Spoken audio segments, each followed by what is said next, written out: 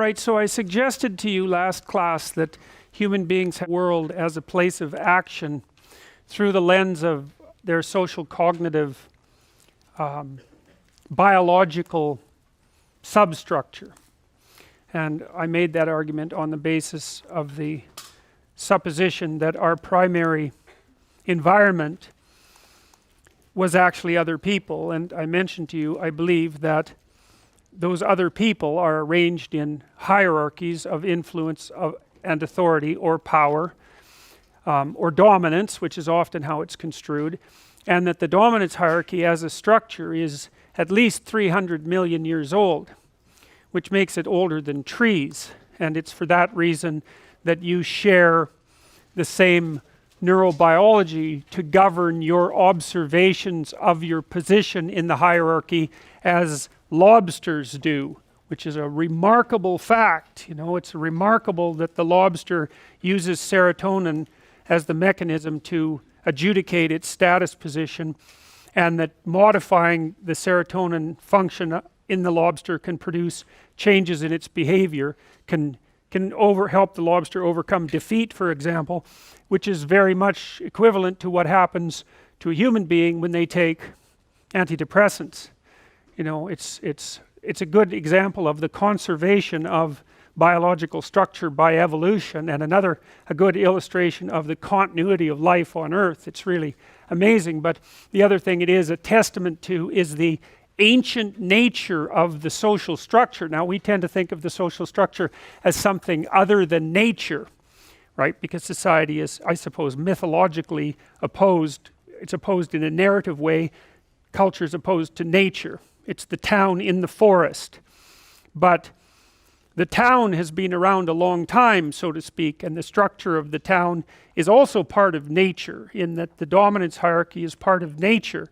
And because it's so ancient, you have to consider it as part of the mechanism that has played the role of selection in the process of natural selection. And so roughly what seems to happen is that there is a plethora of dominance hierarchies, especially in complex human communities, and many of them are masculine in structure, in that they're dominance hierarchies that primarily men compete in, or that has been the historical norm, and that some men rise to the top based on whatever the dominance hierarchy is based on, and they make their preferential mates. And it's a good strategy for women to engage in, because and many sorts of female animals do precisely this, is they let the males battle it out and then pick from the top. Or often the dominant males, there's no choice on the part of the females, it's the dominant males just chasing away the subordinate males. But with humans, it's usually the case that the females have the opportunity to do at least some choosing. And so we have, if you think about that, what that implies is that we have evolved to climb up dominance hierarchies. And then I would say it's not exactly that even, because there are many different dominance hierarchies. And so the skills that you might use to climb up one might not be necessarily the same skills that you would use to climb up another. And so then I would say what we have evolved for instead, and I'm still speaking mostly on the masculine edge of things, historically speaking, is the ability to climb up the set of all possible dominance hierarchies, right? And that's a whole different idea. It's like the averaged hierarchy across vast spans of time. And I think it's for that reason that we, among others, that we evolved general intelligence, because general intelligence is a general problem-solving mechanism, and it seems to be situation independent, so to speak. And of course, there's been an arms race for the development of intelligence between men and women, because each gender has to keep up with the other, and women have their own dominance hierarchies. There's certainly no doubt about that. And of course, now men and women more increasingly compete within the same hierarchies, and we don't exactly know how to sort that out yet, because it's an extraordinarily new phenomena. But in any case, because of the permanence of the dominance hierarchy, it has come to be represented in fundamental narratives, because human beings, and this is something that we share everywhere, it's the thing the Wall Street banker shares with the Kalahari Kung Bushmen, who are among the, genetically speaking, they seem to be very close to what the most original human beings were like in Africa before the diaspora about 50,000 years ago. But both of those people, despite their vast differences, live in communities that have a hierarchical structure that are composed of individuals that are embedded in a natural world, the world outside of the dominance hierarchy. And so that's the standard human environment, I would say. And so stories that rely on the representations of those environments and their interactions are what you might describe as universal stories, and that's why people can understand them. And I would say further, and this is drawing substantially on, say, derivations of the work of Carl Jung, because I think he delved into this more deeply than anyone else, so a lot of this stuff is quite Jungian in its origins.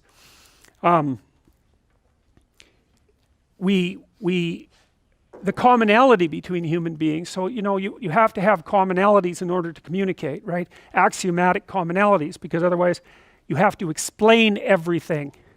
And so there's many things that human beings don't have to explain to one another. We don't have to explain anger, we don't have to explain jealousy, we don't have to explain fear, we don't have to explain pain, we don't have to explain joy, we don't have to explain love, etc. Those are built into us, and so they're predicates of being human. And you could say that those human predicates and the standard human environment produce standard narratives. And then you could say even further, and this is more of a leap, I would say, is that those who act out the role of the victor in those standard narratives are precisely the people who attain victory in life. And I would say biologically defined in that they make more attractive partners, but also I believe that there's an alignment between human well-being, which is a very weak word, and participation in these meta-narratives that drive success. Because, well, do you want to be a failure or a success? Well, it's hard to be a success. You have to adopt a lot of responsibility, and so you might be willing to take your chances as a failure, but I'm not going to make the presumption that that's going to put you in a situation other than one where you experience a lot of frustration, anger, disappointment, depression, pain, and anxiety at the bottom of the heap. And so generally that's not what people are aiming for, although under certain circumstances, if people don't like responsibility and are willing to take their chances, they might take the irresponsibility and its apparent freedoms over the necessity of thinking things through the medium and long run. Anyways, we stopped here. I suggested to you that one of the primary narrative representations was the known or culture or order. I think those, or the explored territory or the dominance hierarchy. I think those things are basically interchangeable from a representational perspective. And in the movie The Lion King, that's represented by Pride Rock, which is this central place of orientation, founded on rock, which is the sort of thing that people embed their memories in. That's why we make sculptures and gravestones and that sort of things. Rock stands for permanent, and to have rock under your feet is to be on a solid foundation, and that's a pyramid in some sense in that movie, and the pyramid is topped by the king and queen and their offspring. So that's the divine couple. That's one way of thinking about it. And Simba, of course, is the newborn hero. And you understand that, even though it's lions and drawings of lions at that, and animals are acting it out, it's completely irrelevant to you that those characters happen to be animated and that what you're watching is a fiction. So, and I would say to you, with regards to fiction, you might say, well, is fiction true or not? And the answer to that is yes and no. It's not true in that the events portrayed in fiction occurred in the world. They didn't. But fiction is true the same way numbers are true, I would say. Like, if you have one apple and one orange and one banana, the commonality between all of those three is one. And you might say, well, is one as real as one fruit? Is the abstraction one as real as one fruit? And I would say it depends on what you mean by real, but representing things mathematically and abstractly gives you incredible power. And you could make the case that the abstraction is actually more real than the phenomena that it represents. And certainly mathematicians would make that case. They would say that mathematics is in some sense more real than the phenomenal world. And you don't have to believe that. Mostly it's a matter of choice in some sense, but you can't deny the fact that an abstraction has enough reality so that if you're proficient in using it, you can change the world in insanely powerful ways. All the computational equipment you people are using are dependent on the abstractions 1 and 0, essentially. And look at what emerges from that. And so I would say with regards to fiction, if you take someone like Dostoevsky, who I think is a favorite of mine, by the way, I would highly recommend that you read all 5 of his great novels because they are unparalleled in their psychological depth. And so if you're interested in psychology, Dostoevsky's the person for you. Tolstoy is more of a sociologist, but Dostoevsky, man, he gets right down into the bottom of the questions and messes around.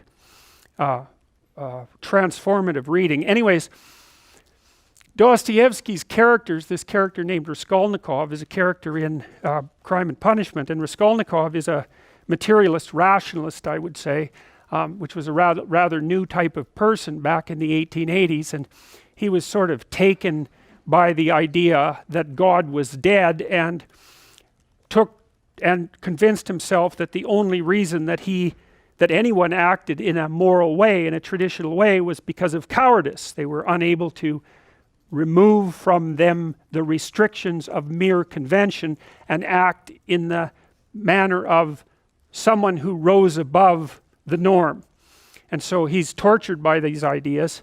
He's half starving. He's a law student. He doesn't have enough to eat. He doesn't have much money. And so, he's not thinking all that clearly either. And he's got a lot of family problems. His mother's sick and she can't send him much money. And his sister is planning to engage in a marriage that's loveless to someone who's rather tyrannical, who she hopes will provide the family with enough money so that he can continue in law school. And they write him brave letters telling him that she's very much in love with this guy, but he is smart enough to read between the lines and realizes that his sister is just planning to prostitute herself in an altruistic manner, and he's not very happy with that. And then at the same time as all this is happening, he becomes aware of this pawnbroker who he's pawning his last possessions to, and she's a horrible person, and not only by his estimation, she pawns a lot of things for the neighborhood, and people really don't like her. She's grasping and cruel and deceitful and resentful, and she has this niece who's not very bright, intellectually impaired, whom she basically treats as a slave and beats all the time. And so Raskolnikov, involved in this mess and half starved and a bit delirious, and possessed of these strange new nihilistic ideas, decides that the best way out of this situation would be just to kill the pawnbroker, take her wealth, which all she does is keep it in a chest, free the niece, so that seems like a good idea. So remove one apparently horrible and useless person from the world, free his sister from the necessity of this loveless marriage, and allow him to go to law school where he can become educated and do some good for the world.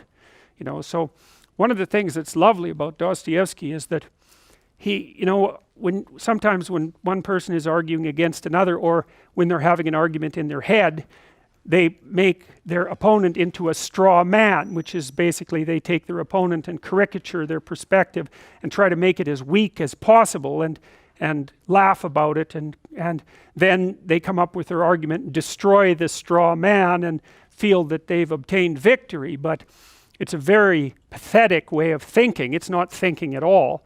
What thinking is when you adopt the opposite position from your suppositions, and you make that argument as strong as you can possibly make it, and then you pit your perspective against that strong iron man, not the straw man, and you argue it out, you battle it out, and that's what Dostoevsky does in his novels. I mean, he's the people who stand for the antithesis of what Dostoevsky actually believes are often the strongest, smartest, and sometimes most admirable people in the book.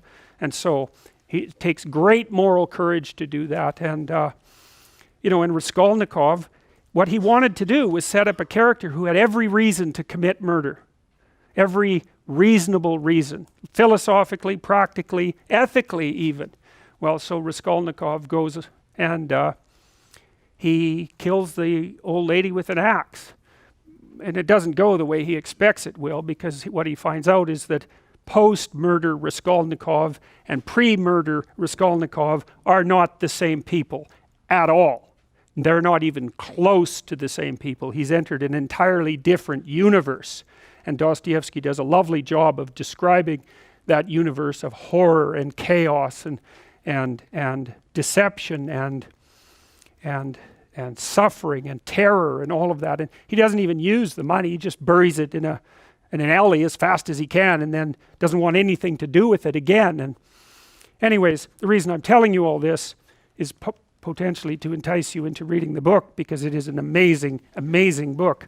But also because you might say, well, is what happened to Raskolnikov true? Are the stories in that book true? And the answer to that is, well, from a factual perspective, clearly they're untrue. But then if you think of Raskolnikov as the embodiment of a particular type of person who lived at that time, and the embodiment of a certain kind of ideology which had swept across Europe and really invaded Russia, and which was actually a precursor, a philosophical precursor to the Russian Revolution, then Raskolnikov is more real than any one person. He's like a composite person. He's like a person whose irrelevancies have been eliminated for the purpose of relating something about the structure of the world. And so I like to think of those things as sort of meta-real. They're more real than real. And of course, that's what you expect people to do when they tell you about their own lives, about their own day. You don't want a factual description of every muscle twitch. You want them to distill their experiences down into the gist, which is the significance of the experience. And the significance of the experience is roughly what you can derive from listening to the experience that will change the way that you look at the world and act in the world. So it's valuable information, and they can tell you a terrible story, and that can be valuable because that can tell you how not to look at the world and act in it, or they can tell you a positive story. You can derive benefit either way, which is why we also like to go watch stories about horrible psychopathic thugs, and hopefully we're learning not to be like them, although there are additional advantages in that, you might say that someone who is incapable of cruelty is a higher moral being than someone who is capable of cruelty. And I would say, and this follows Jung as well, that that's incorrect, and it's dangerously incorrect, because if you are not capable of cruelty, you are absolutely a victim to anyone who is. And so part of the reason that people go watch anti-heroes and villains is because there's a part of them crying out for the incorporation of the monster within them, which is what gives them strength of character and self-respect, because it's impossible to respect yourself until you grow teeth. And if you grow teeth, then you realize that you're somewhat dangerous, or maybe somewhat seriously dangerous, and then you might be more willing to demand that you treat yourself with respect and other people do the same thing. And so that doesn't mean that being cruel is better than not being cruel. What it means is that being able to be cruel and then not being cruel is better than not being able to be cruel. Because in the first case, you're nothing but weak and naive. And in the second case, you're dangerous, but you have it under control. And a lot of martial arts concentrate on exactly that as part of their philosophy of training. It's like, we're not training you to fight. We're training you to be peaceful and awake and avoid fights. But if you happen to have to get in one, and I guess the philosophy also is that if you're competent at fighting, that actually decreases the probability that you're going to have to fight, because when someone pushes you, you'll be able to respond with confidence, and with any luck, and this is certainly the case with bullies, with any luck, a reasonable show of confidence, which is very much equivalent to a show of dominance, is going to be enough to make the bully back off. And so the strength that you develop in your monstrousness is actually the best guarantee of peace. And that's partly why Jung believed that it was necessary for people to integrate their shadow. And he said that was a terrible thing for people to attempt, because the human shadow, which is all those things about yourself that you don't want to realize, reaches all the way to hell. And what he meant by that was, it's through an analysis of your own shadow that you can come to understand why other people are capable, and you as well, of the sorts of terrible atrocities that characterized, let's say, the 20th century. And without that understanding, there's no possibility of bringing it under control. When you study Nazi Germany, for example, or you study the Soviet Union, particularly under Stalin, and you're asking yourself, well, what are these perpetrators like? Forget about the victims, let's talk about the perpetrators. The answer is, they're just like you. And if you don't know that, that just means that you don't know anything about people, including yourself. And then it also means that you have to discover why they're just like you. And believe me, that's no picnic. So that's enough to traumatize people, and that's partly why they don't do it. And it's also partly why the path to enlightenment and wisdom is seldom trod upon, because if it was all a matter of following your bliss and doing what made you happy, then everyone in the world would be a paragon of wisdom. But it's not that at all. It's a matter of facing the thing you least want to face. And everyone has that there's this old story in King Arthur where the knights go off to look for the Holy Grail, which is either the cup that Christ drank out of at the Last Supper, or the cup into which the blood that gushed from his side was poured when he was crucified. The stories vary, but it's basically a holy object, like the phoenix in some sense, that's a representation of transformation. So it's an ideal. And so King Arthur's knights, who sit at a round table because they're all roughly equal, go off to find the most valuable thing.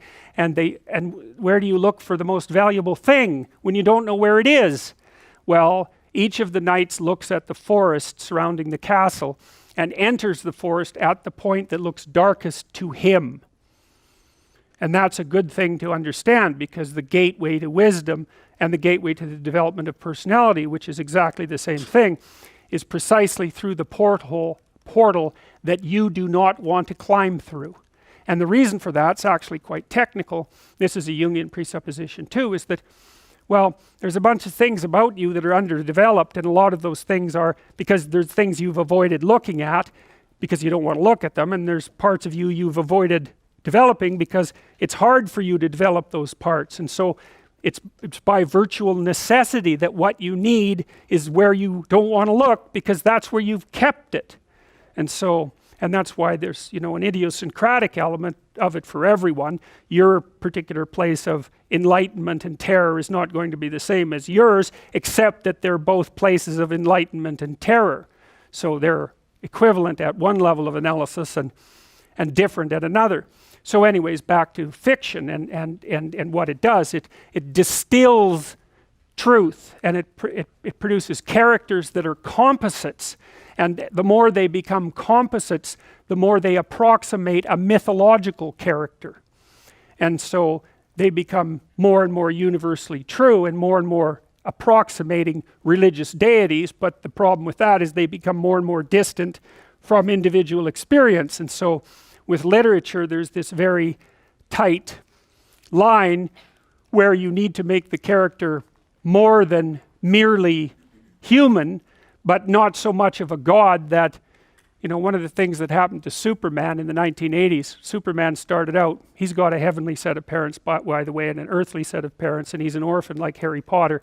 Very common theme is that when Superman first emerged, he could only jump over buildings, and maybe he could stop a locomotive, but by the time the 1980s rolled around, like, he could juggle planets and swallow hydrogen bombs, and he could do anything. Well, people stopped buying the Superman comics because how interesting is that? It's like something horrible happens and Superman deals with it, and something else horrible happens and Superman deals with it, and it's like, that's dull. He turned into such an archetype. He was basically the omniscient, omnipresent, omnipotent God, and that's no fun. It's like God wins, and then God wins again, and then again God wins, and so then they had to weaken him in different ways with kryptonite.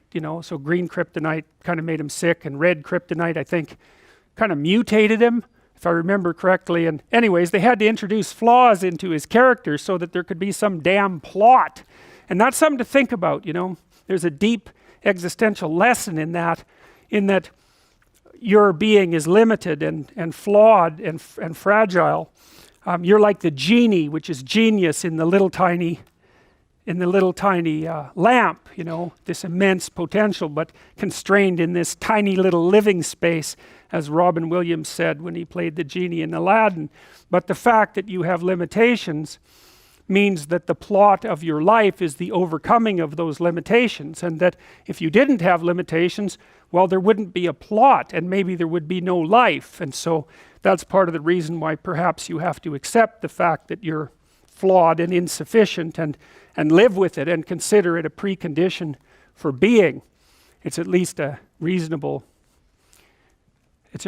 idea. So anyways, one of the main characters is the country, the known, the explored territory. We went over that a bit, and it always has two elements. I mean, your country is your greatest friend and your worst enemy, because it squashes you into conformity and demands that you act in a certain manner, and reduces your individuality to that element that's tolerated by everyone else, and it constrains your potential in a single direction. And so it's really tyrannical, but at the same time it provides you with a place to be and all of the benefits that have accrued as a result of the actions of your ancestors and all the other people that you're associated with. So there's the good tyrant, or the bad tyrant, and the good king, and those are archetypal figures, and that's because they're always true, and they're always true simultaneously,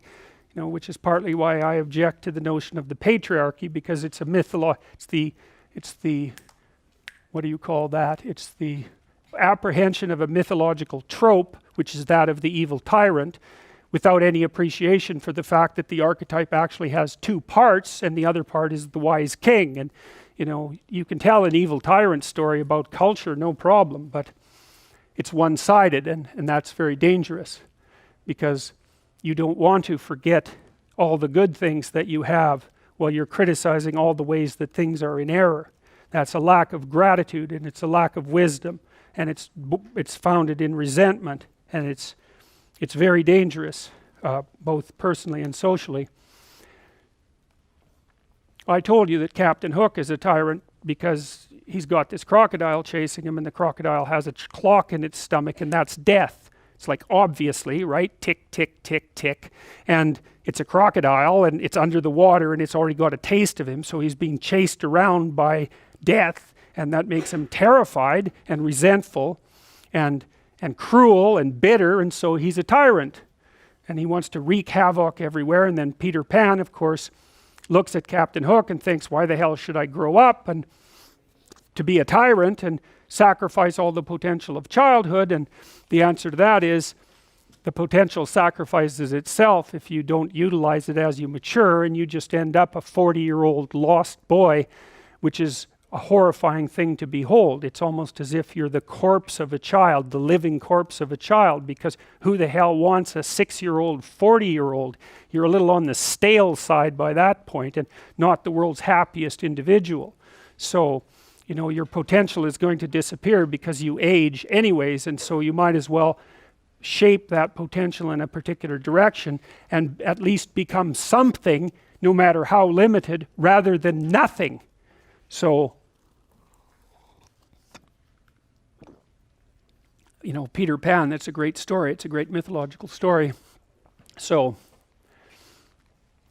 let's talk about tyrants. Well, not only are they mythological figures, but they exist and they tend to be deified. I mean, Stalin was, for all intents and purposes, God the Father in Soviet Russia, although he was pretty much only the worst elements of Old Testament God, who was, constantly smiting people and wiping out populations and doing all sorts of things that seemed to be quite nasty. But nonetheless, people worshipped him in many ways, and he's a representation of just exactly what goes wrong when things really go wrong, when people stop paying attention and when they all lie. Because one of the things that characterized the communist state was that no one ever got to say anything they actually believed, ever. And that was partly because 1 out of 3 people was an informer, which meant if you had a family of 6 people, 2 of them were informing on the government about you, and that included your own children. And if you were an informer, you were often amply rewarded by the state, so that if you lived in an overcrowded apartment building with 3 families in the same flat and you informed on, the woman down the hall that you didn't like, she got shipped off to the old concentration camp and you got her apartment. And so that was a lovely society, and it only killed about 30 million people between 1919 and 1959. So that's what happens when the archetypal structure gets tilted badly, when people forget that they have a responsibility to fulfill as citizens, as awake citizens who are capable of stating the truth, and the archetype shifts, so there's nothing left of the great father except the tyrant, and let's not have that happen. I mean, the one on the right is really interesting because consciously or unconsciously, there's Stalin surrounded by what is, for all intents and purposes, fire. He looks like Maleficent in Sleeping Beauty when she shows up at Aurora's christening. She puts her arms up in the air and green fire surrounds her. It's like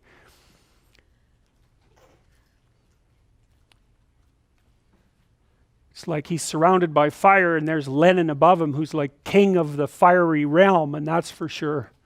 So I mean, all the terrors that happened in the Soviet Union didn't start under Stalin, they started under Lenin, and Stalin was definitely Lenin's legitimate son, let's put it that way. So, this is another example of the tyrannical element of the Great Father and the sorts of things that can happen. I mean, I kind of got an evil kick out of this ad that was quite old. It's kitschy in some sense, and it shows. I don't think that's something you'd ever see in a magazine today. 10 unusual stamps showing evil dictator. Well, fair enough. I mean, that's what he was, and that's the consequence, and that's just a tiny bit of the consequence, because the Nazis wiped out a very large number of people, often using compassion as a justification. So when they went after the mentally ill and the terminally ill, and those whose intelligence was compromised for biological reasons, and those who were too old, they basically justified it by saying that the enforced euthanasia was merciful, and that you were actually being a good person by complying with the requirements. And so, something to think about. More mythological representations, I like these quite a bit. So there's Hitler as, knight of the faith, essentially, with, I suppose that's a recreation of the Christian Holy Spirit dove, except it's an eagle, which is a bird of prey, and a what do you call those things? A scavenger, right? So that's kind of interesting. But that's Hitler as knight of the blood, roughly speaking, and this is an Allied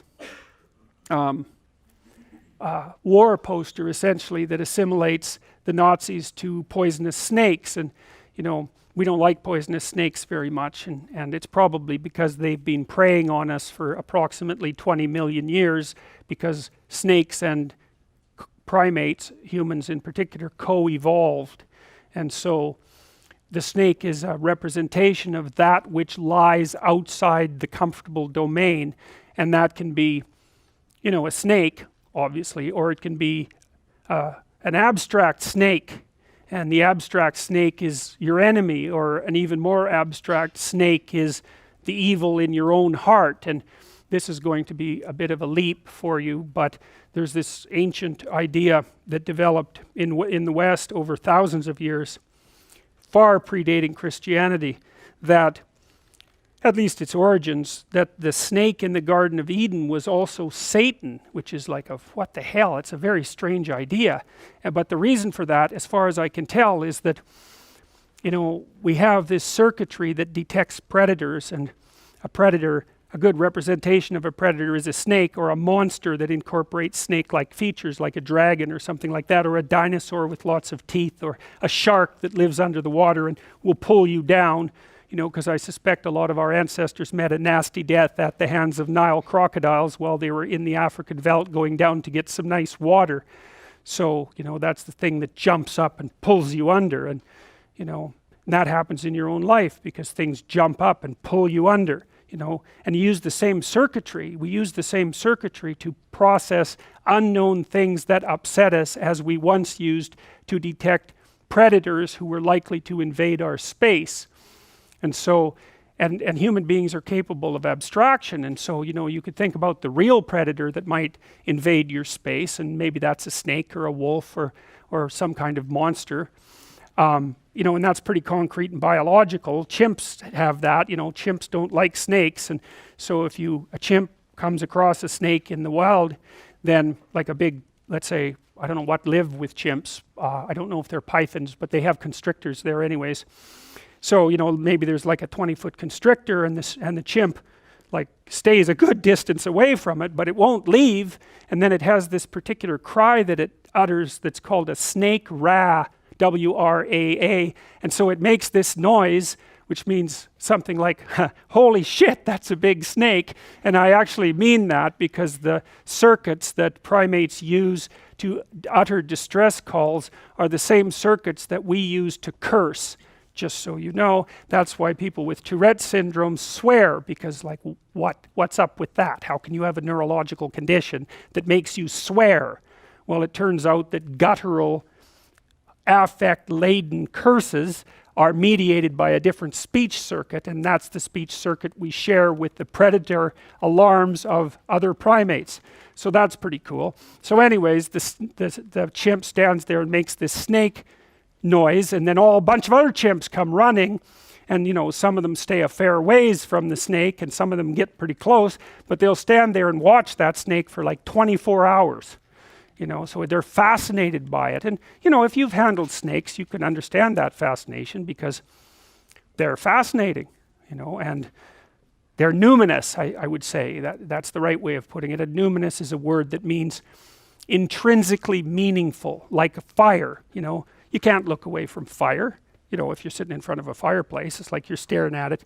And that's because you're all descended from the first mad chimpanzee who had some weird genetic mutation that made it impossible for him to stay away from fire. It was like the first chimp arsonist, you know, and he figured it out, and well, hey, now he was a chimp with a stick with fire on it. Like, that's a mega chimp, man.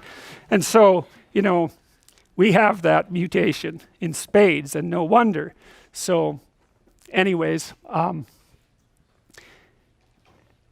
so they make this, you know, they have this reaction to snakes, and chimps that have never seen a snake, if they're in a cage and you throw a rubber snake in there, it's like bang, they hit the roof, but then they look at the snake, you know. So it's like, it's terrifying and fascinating at the same time.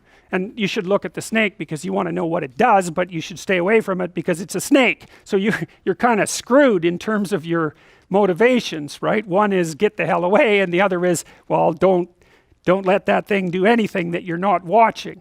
And so that's really the reaction we have to the unknown. It's terrifying, but we watch it. And then, you know, the meta story is that not only do we watch it, but we go explore it. And so you might think, well, back in the Garden of Eden, so to speak, when we were living in trees, the snakes used to come and eat us and our offspring, more likely. And, you know, we weren't very happy about that. And then we figured out how to maybe maybe by accident, drop a stick on a snake.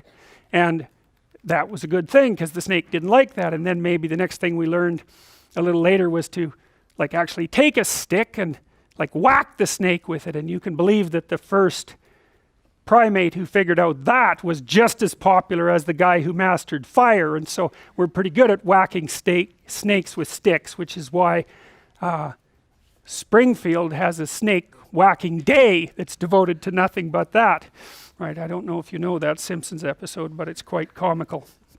So then you think about the snake as a predator, and it's the thing that invades the garden always, because you just can't keep snakes out of the damn garden no matter how hard you try. And then you think of snakes, and maybe you think of metasnakes, and like a metasnake would be also a predator, but maybe that's the predator that represents the destructive spirit of the other tribe. Because chimpanzees, for example, are quite tribal and they definitely go to war with one another. And so you abstract out the idea of the predator to represent malevolence as such, and then you take that one step further and you realize that the worst of all evil predators is the human capacity for evil.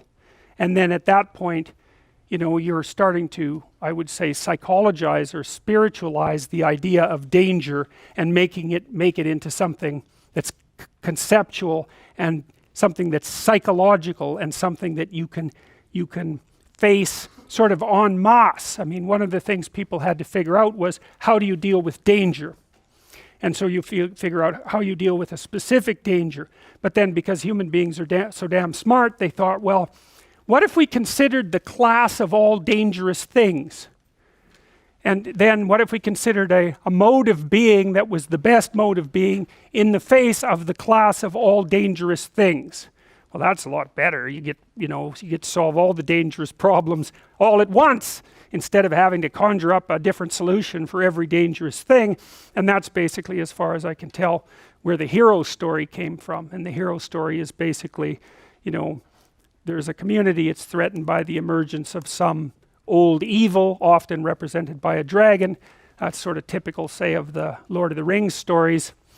There's a hero, often a humble guy, but not always, sometimes a knight, decides he'll go out there, and chase down the snake, maybe even, or the serpent, or the dragon, maybe even in its lair, and he'll have a bunch of adventures on the way that transform him from, useless, naive hobbit into, sword-wielding hero, and he confronts the dragon and gets the gold and frees the people that it had enslaved, and then comes back transformed to share what he's learned with the community. It's like, well, that's the human story fundamentally, and that's our basic instinctive pattern, and it's represented in narratives constantly, and that's partly what this has meaning. You know what this means. Why? Why do you know?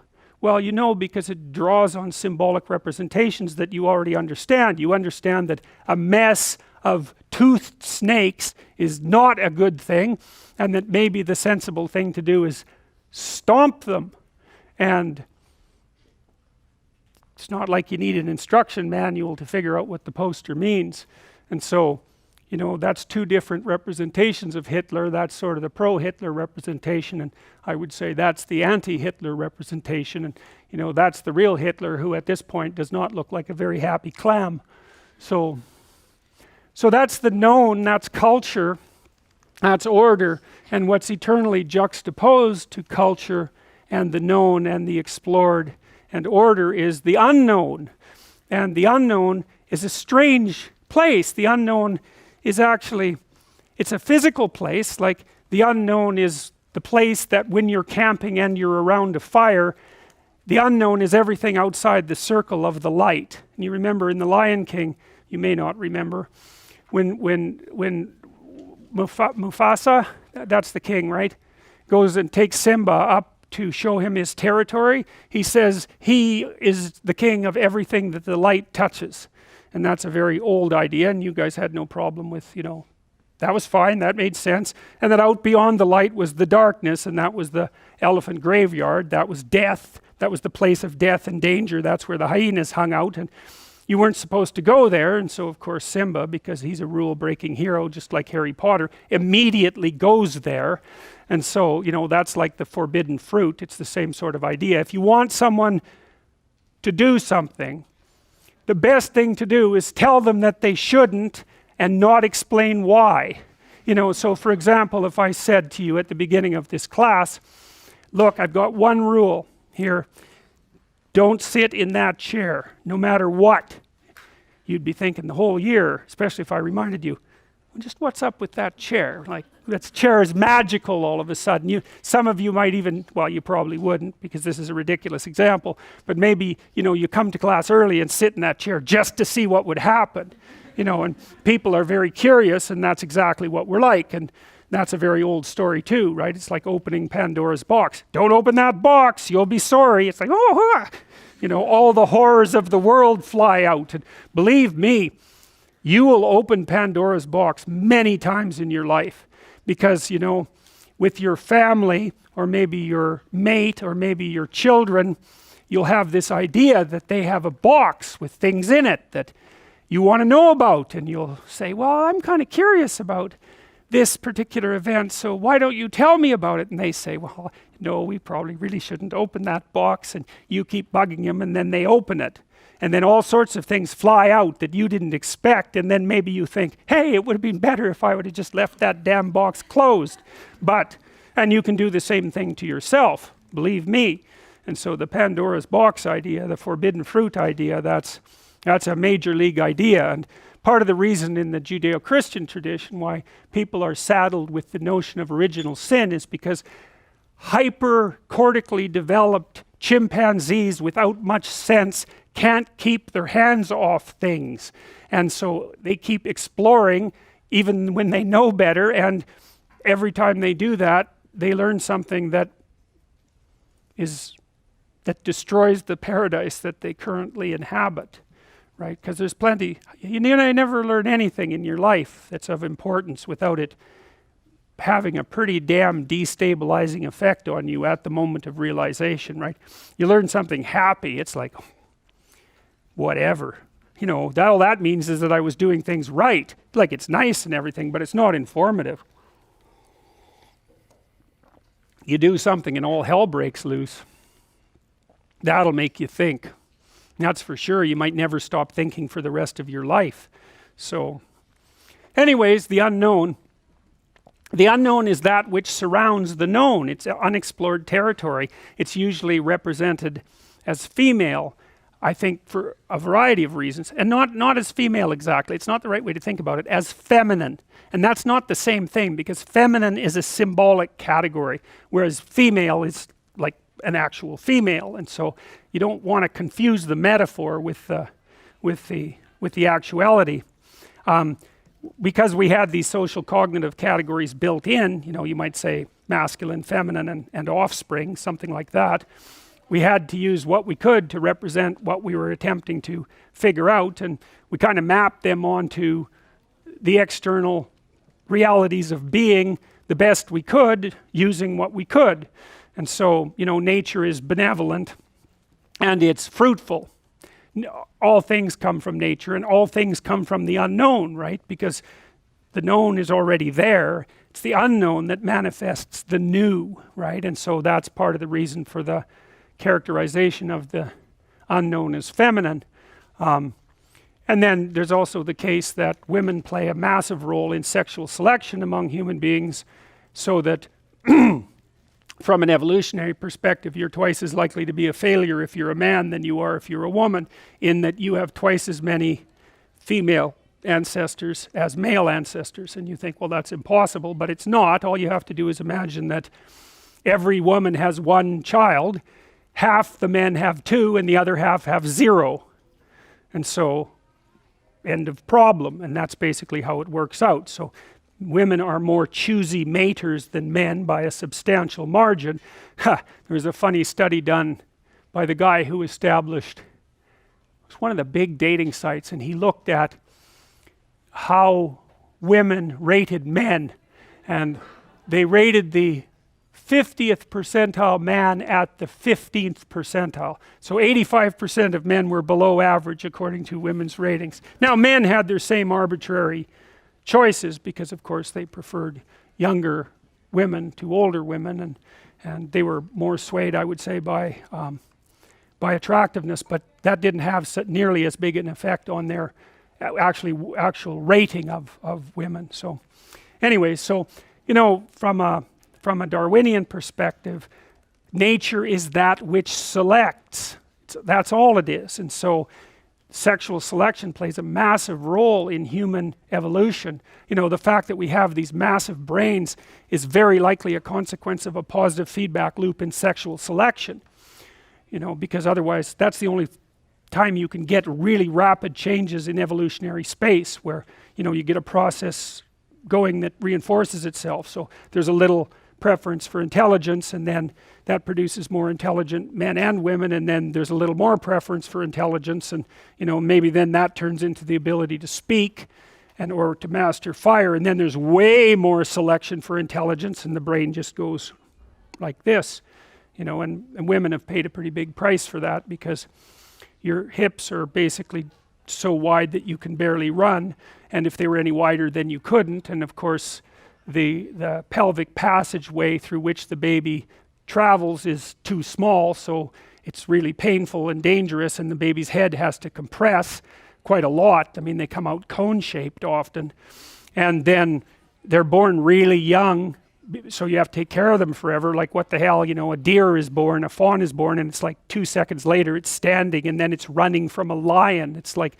you know, it's like 15 minutes later, and a baby, it's like, he just lies there and, you know, utters plaintive noises. That's all it can do, and it does that for like 10 months before it could skitter away from a sloth if it was predatory, you know. So you really got to take care of those creatures, and so that's a big price to pay. That's a big price to pay for our cortical evolution. So anyways, here's some of the symbolic representatives of the unknown. The unconscious Dionysian force of the id, so that's sort of Freud's representation of the unknown. The terrors of the darkness, that's the unknown. The monsters that lurk there.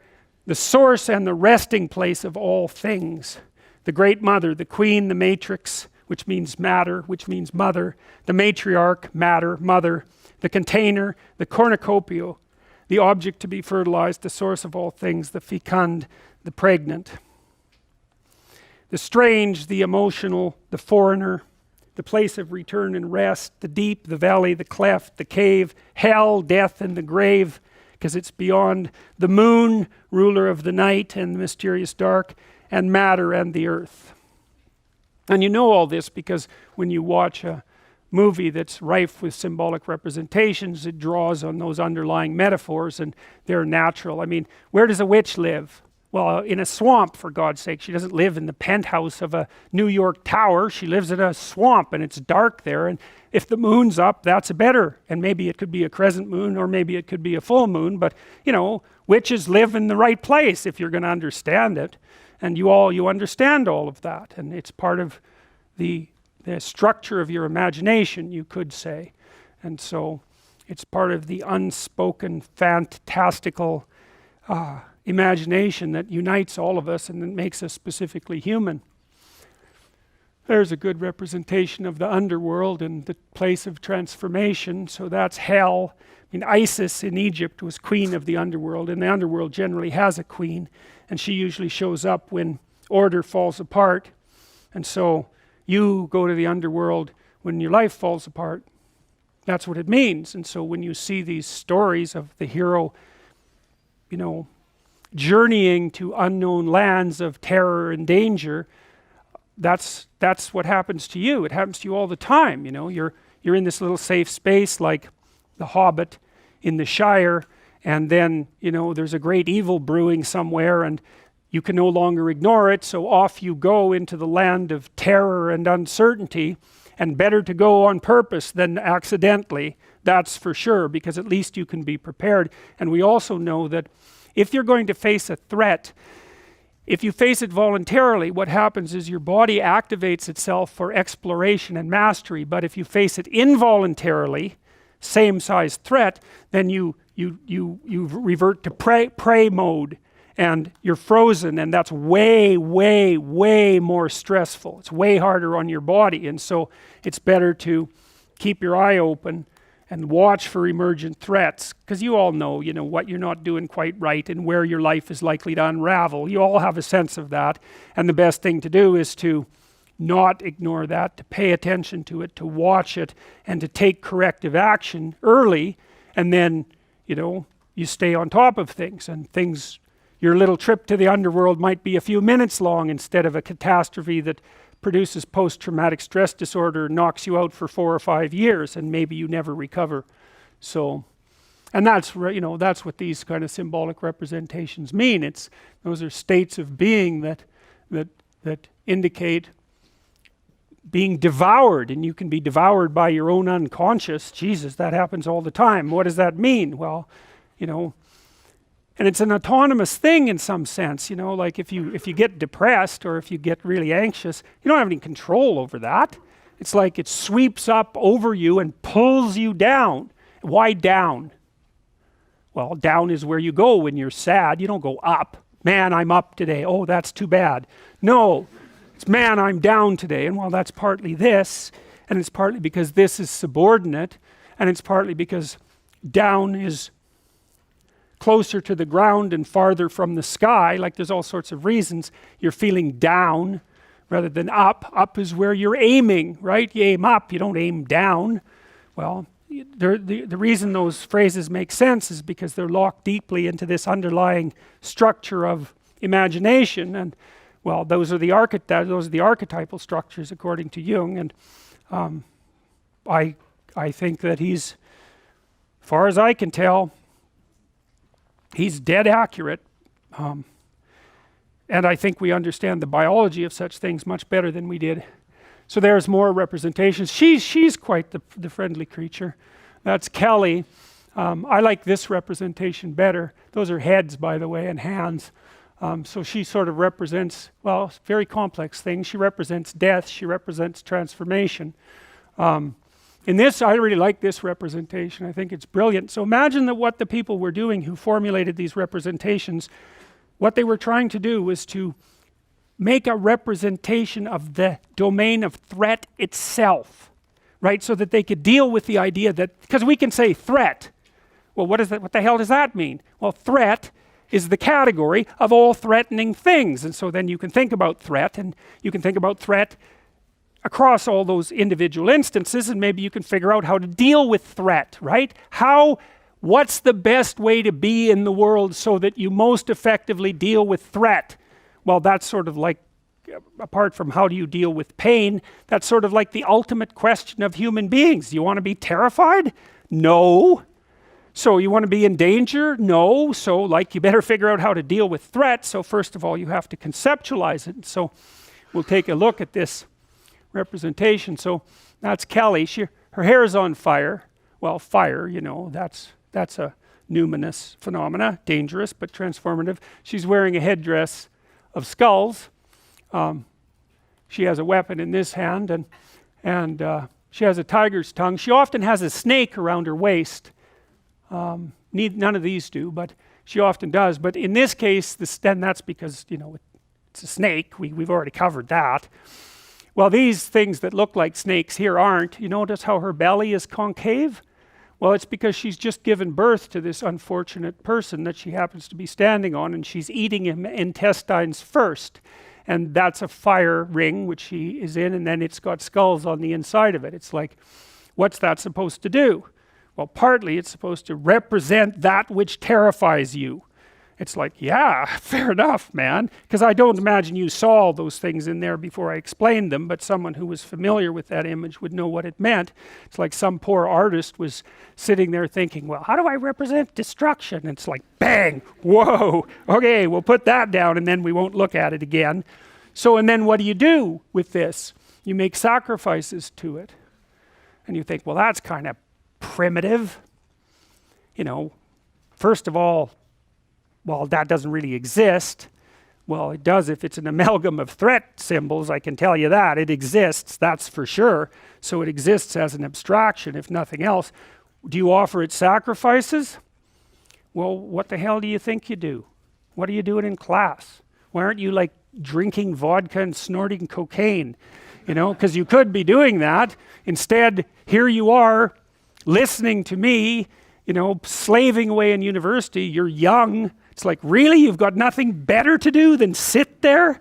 You know, well, what you're willing to forego today's pleasure for tomorrow's advantage. And that's what sacrifice is. And human beings discovered that dramatically first, you know, like we were apes for God's sake. We didn't just leap up and think, oh, we better save for tomorrow. You know, it took thousands of years for that idea to emerge. And it emerged in dramatic form. And it was sort of like, well, society is sort of like a god. No, they weren't thinking this through. It was like, if you're going to represent society, well, it's like this masculine god that's always judging the hell out of you, that's everywhere all at the same time. It's like, yeah, that's true, absolutely.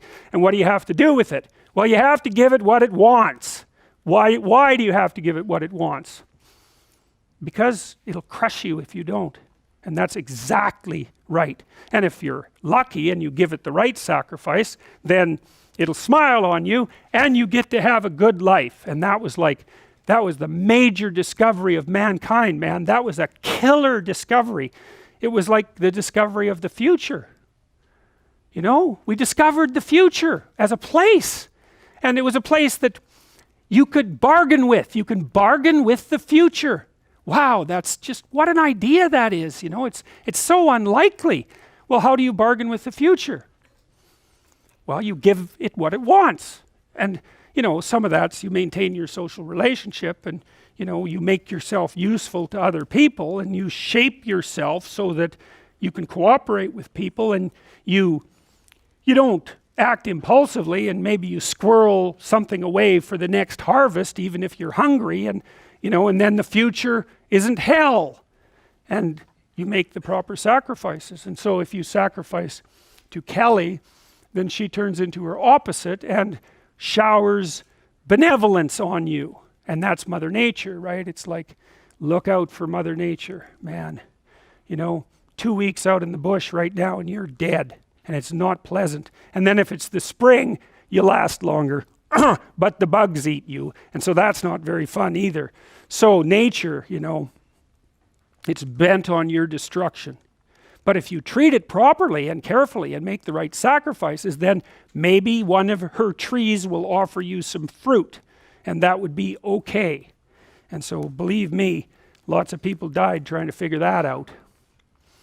So here's another way of looking at it. So I said, you know, order and chaos, known, unknown, explored territory, unexplored territory. I love this. This is the Taoist symbol.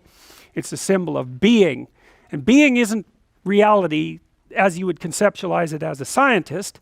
It's more like reality as it manifests itself to you as a living thing, which is completely different. You know, science extracts out all the subjectivity. All that is there is an array of objective facts of equivalent value, and that's part of its method, but that's not the world in which you live. The world in which you live is full of motivation and emotion. It's full of terror and pain and joy and frustration and other people, that's for sure. And so that's the real world. And so, well, that's what this is. It's the real world. And what is it made out of? Well, it's made out of all those things you know that can get out of hand, you know, because the explored territory and the known can get so damn tight that it's nothing but a tyrant.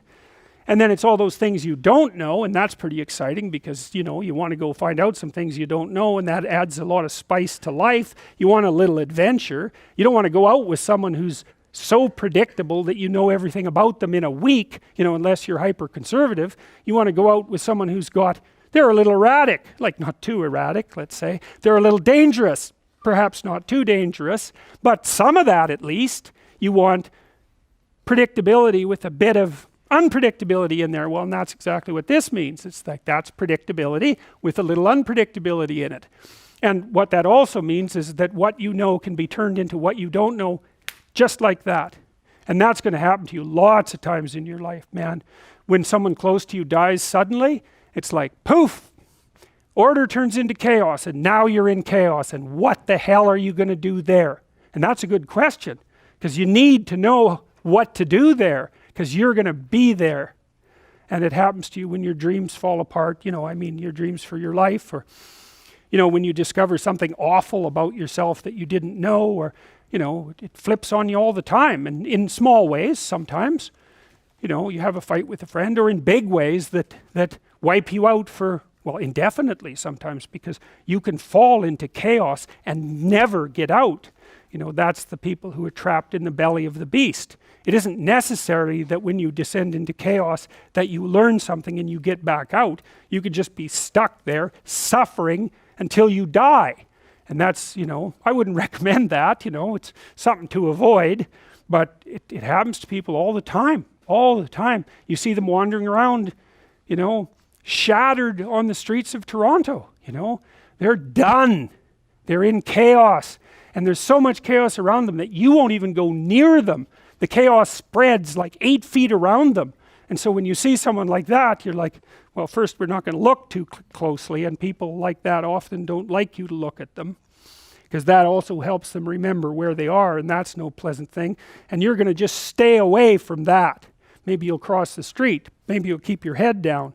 Whatever. You're not going anywhere near that chaos, and no bloody wonder, and you don't think about it much after you pass it, because it's a hell of a thing to think about, and what are you going to do about it anyways? You don't know what to do about it.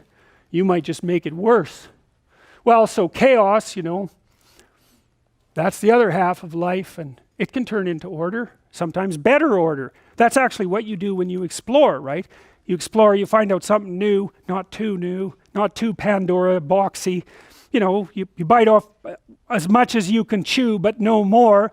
And so that rearranges the way you look at the world, but you're doing it voluntarily, so you can kind of tolerate the recalibration. And you strengthen the order, right? Because now you become more competent. And I would say that you're trying to live on the edge between order and chaos. And I mean, that's a real place. It's a meta place. But it's more real than places, because it's so old. It's such an old place. It really exists, and your nervous system knows that. It sees the world this way. In fact, the right hemisphere is roughly specialized for chaos, and the left hemisphere is roughly specialized for order, which is why the left hemisphere tends to have the linguistic elements, and why people are right-handed. And the right hemisphere has a more diffuse structure. It's more associated with negative emotion and imagination, and the two communicate between each other through the corpus callosum, and the right hemisphere appears to update the left hemisphere kind of slowly, often in dreams. And so if you are hurt, if your right hemisphere is hurt, for example, back here in the parietal lobe, then you lose the left part of your body. You can't move it anymore, but you also lose the idea that you have a left part of your body. So it's like blindness. It's a blindness to the left. And so if someone comes along and says, you're not moving your left arm, you're going to say, yeah, well, my arthritis is bothering me today. You haven't moved it for 6 months. Well, my arthritis is bothering today. Or you're not moving your left foot. It's like, well, I'm too tired. Well, what's happened is the left hemisphere has a representation of the body, and it's not being updated because the part of the brain that would notice that the left is gone because of a stroke, it isn't there anymore. And so the left already has a model, and it's not going to change. It's hard to change your model of yourself. Have a tooth pulled. What happens? It's like your damn tongue is in that hole for the next 6 months, fiddling around constantly. And that's because you're rebuilding your neurological model of your body. It's like, try that with your whole left side and see how well you do. So this guy named Ramachandran was experimenting with people like this. And one of the things he did was he was checking their balance, and you can do that by irrigating the ear with cold water, and that makes people go like this, makes their eyes move back and forth because it upsets the vestibular system. And what he found was that if he poured cold water in the left ear of someone with right parietal damage who had left neglect, that they'd all of a sudden sort of wake up. Catastrophically, they'd have a terrible reaction to the fact that they were paralyzed on the left, and they would know that it had happened and cry and emit all sorts of distress, and no wonder, and then like 20 minutes later they'd snap back into their damaged mode of being, and they would not deny, because that isn't really what it is that they couldn't update the model. They just didn't have the neurology for it anymore, so they were back to not noticing that it was gone and coming up with stories about it. And so, well, so that's a good example of how the right and left hemispheres work together and how they're kind of mapped onto this, weirdly enough. So, we're adapted to the meta reality, and so what that would be is we're adapted to that which remains constant across the longest spans of time. And that's not the same things that you see flitting around you day to day. Those are they just like clouds, they're just evaporating, There's things underneath that are more fundamental, realities, like the dominance hierarchy, like the tribe, like the danger outside of society, like the threat that other people pose to you and that you pose to yourself. Those are eternal realities. And we're adapted to those. That's our world, and that's why we express that in stories. And so then you might say, well, how do you adapt yourself to this world? And the answer to that is, and I believe this is a neurological answer, I believe this, that your brain can tell you when you're optimally situated between chaos and order. And the way it tells you that is by producing the sense of engagement and meaning. So let's say there's a place in the environment you should be. Okay, what should that place be? Well, you don't want to be terrified out of your skull, like what good is that? And you don't want to be so comfortable that you might as well sleep.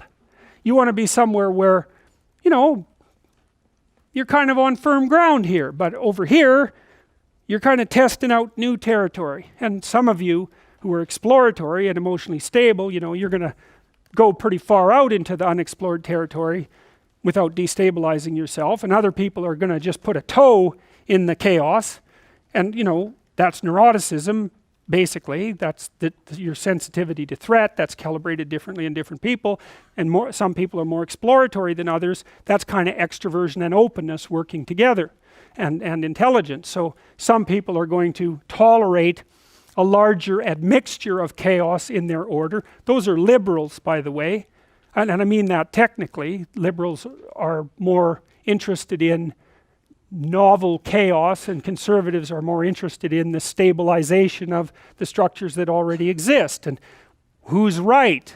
Well, it depends on the situation, and that's why conservatives and liberals have to talk to each other, because one of them isn't right and the other wrong.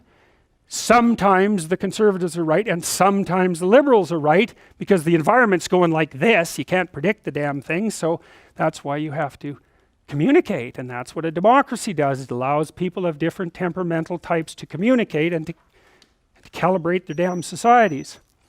So anyways, so let's say you're optimally balanced between chaos and order. So what does that mean? Well, you're stable enough, but you're interested, right? Because a little novelty heightens your anxiety. That wakes you up a bit. That's the adventure part of it. But it also focuses the part of your brain that does exploratory activity. And that's actually associated with pleasure. That's the dopamine circuit. And so if you're optimally balanced, and you're there when you're listening to an interesting conversation or you're engaged in one. It's a real conversation. You're saying some things and the other person is saying some things they know, but both of what you know is changing. It's like, wow, that's so interesting. You'll have a conversation like that forever. Or maybe you're reading a book like that. Or you're listening to a piece of music that models that. Because what music does is provide you with predictable forms, multi-level predictable forms that transform just the right amount. And so music is a very representational art form. It says this is what the universe is like. There's a dancing element to it, repetitive, and then cute little variations that sort of surprise and delight you, and you think, wow, that's so cool. And it doesn't matter how nihilistic you are, music still infuses you with a sense of meaning, and that's because it models meaning. That's what it does. That's why we love it. And you can dance to it, and that sort of symbolizes you putting yourself in harmony with these multiple layers of reality and positioning yourself properly. And you like that too, you know, you'll pay for it. Oh boy, I get to go dancing, you know. Oh boy, I get to listen to music. It's like, what the hell are you doing listening to music? What good is that? Well, you think that's a stupid question. I don't care about your dopey criticism. I'm going to listen to some music, right? There's no rational argument against music. It's like, you just don't even think about it. You just walk away from someone who's stupid enough to ask that question. It's like, some things are obvious. Well, why? Okay, so that's pretty fun. So, what mediates between these two domains? Well, that's what consciousness does, as far as I can tell. And that's sort of the individual, and that's the hero. That's another way of thinking about it. It's the logos. That's another way of thinking about it. It's the word that generates order out of chaos at the beginning of time. It's the consciousness that interacting with the matter of the world produces being. That's basically it. That's basically you, for all intents and purposes. How do you do that? Well, the unconscious does it to some degree, you know, because it's with our fantasy that we first meet the unknown, right? Well, look, say you're going out with a new person. It's like, what do? You project a fantasy on them, and then you fall in love with the fantasy, and aren't you stupid? Because you're going to find out that the match between your damn fantasy and the actual person is tenuous at best. And so Jung would call that a projection of either the anima or the animus. You know, the anima is what a man projects onto a woman he finds desirable. It's like, oh, she's the perfect woman. It's like, well, how do you know that? You've like seen her for 4 seconds, you know, but it grips you. And the same thing happens in the opposite direction. And it's an action of instinct, you know. It's like you fall in love with the image. But interestingly enough, what you do in a relationship that works is that you actually, I think that what you see, it's a rough approximation, when you project the ideal and fall in love with it, you see what could be. It could be that, but it's going to take you a hell of a lot of work, because like you got no shortage of flaws, and the other person has no shortage of flaws, and so you're bringing your flaws together, and that's going to produce a lot of friction, and you're going to have to engage in a lot of dialogue before you approach that level of perfection again. But maybe you can do it, and then you get to live happily ever after. Well, wouldn't that be nice? Well, so the unconscious meets the unknown, and it meets it with imagination and fantasy and dream and art. That's how you take, see, you don't just go from what you don't know to fully articulated knowledge in one bloody leap. You can't do that. You have to extend pseudopods of fantasy and imagination into the unknown. That's kind of what theorizing is like, right? Even scientifically, you know, you don't know something scientifically, you generate a theory. Well, it's an imaginative representation that your unconscious is helping you generate. And so you meet the unknown with fantasy. That's what the unconscious is for. From the psychoanalytic perspective, that's what dreams do. And you can see why. You dream about the future. You know, it's like, well, what's the future going to be like? Well, you have a little imaginative story going on, and it's like, you don't really create it. It's sort of, you watch it unfold. You know, maybe you can tweak it here and there, but it sort of comes to you from wherever the hell things like that come from. You know, the unconscious, that's the psychoanalytic answer. It's not really much of an answer, because it's more like a representation of a place that we don't understand. But that's where creativity comes from. And I mean, some people are really creative right down to the bloody core. So in my clinical practice, I often see people who are high in openness because they're attracted to me because they watch my lectures. And you have to kind of be high in openness to like my lectures. So because, well, you do, because they go everywhere, you know, and they're not necessarily very orderly. So anyways, lots of my clients are really high in openness, and they're funny people often, especially if they're smart, because sometimes they have the most nihilistic intelligence you can imagine. It's just self-critical and nihilistic and brutally brutal, man, and smart. And so they just criticize themselves out of existence. And so often I have to just try to get them to quit listening to their chattering self-critical rationality and go out and create something, you know, with their massive creativity. And as long as they're doing that, they're engaged in the world and happy as hell, but as soon as that self-critical rationality comes in and shuts down the creativity, they're just like walking corpses, you know. And it's because if you're really open, like you're a tree and it has some trunks, and you know, your most prominent trait is the most lively trunk. And if you're a creative person and you're not engaging in a creative enterprise, you're like a tree that has had its vitality amputated. And so this is not trivial. This is deeply, deeply, deeply rooted in your biology.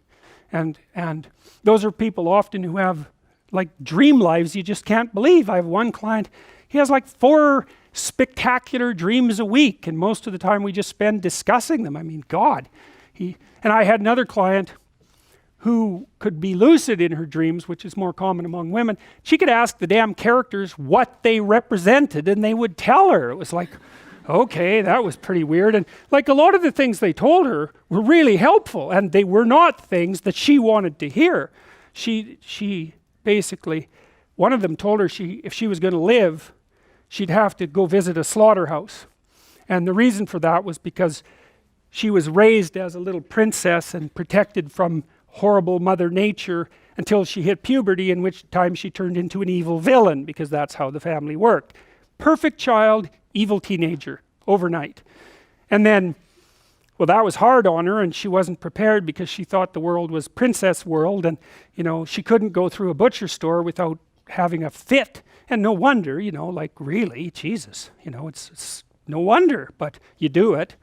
But she couldn't, so we used to go to butcher stores, and that would make her cry, and that she was a vegetarian, that would make her cry, and you know, bemoan the cruelty of the world. And it's like, yeah, fair enough, man, those are bloody slabs of meat. It's like, I don't know why everyone isn't screaming when they walk through the butcher store, but you got to get used to it, man, because you can't live in the world otherwise. And so the dream character, who was a gypsy, told her that she had to go visit a slaughterhouse, which seemed rather impractical. And so I asked her if she could think of anything else to do, and she thought, well, why don't we go visit a funeral home and watch an embalming? And I thought, oh, good. That sounds like a fun way to spend a day. And so I phoned up a funeral parlor, and I said I had a client who was terrified of death. Yeah, and I was a therapist who was also a little shaky on the concept myself. And so they had no problem with that. They deal with death all the time, which is really something to think about, right? A human being can actually have an occupation where they do nothing but deal with death, and they don't go stark raving mad. It's like, what the hell's up with that? It's like working in a palliative care ward where your clients that you know have a relationship, all they're going to do is die this week, next week, the week after. People do that. It's like, those people are tough, man. They're tough. So anyways, we went and watched this embalming, which was, I have a rather high level of disgust sensitivity, so it was a little on the rough side for me. But she sat there, and first while she was not, we were outside this little room, she was not looking at that, man, no way.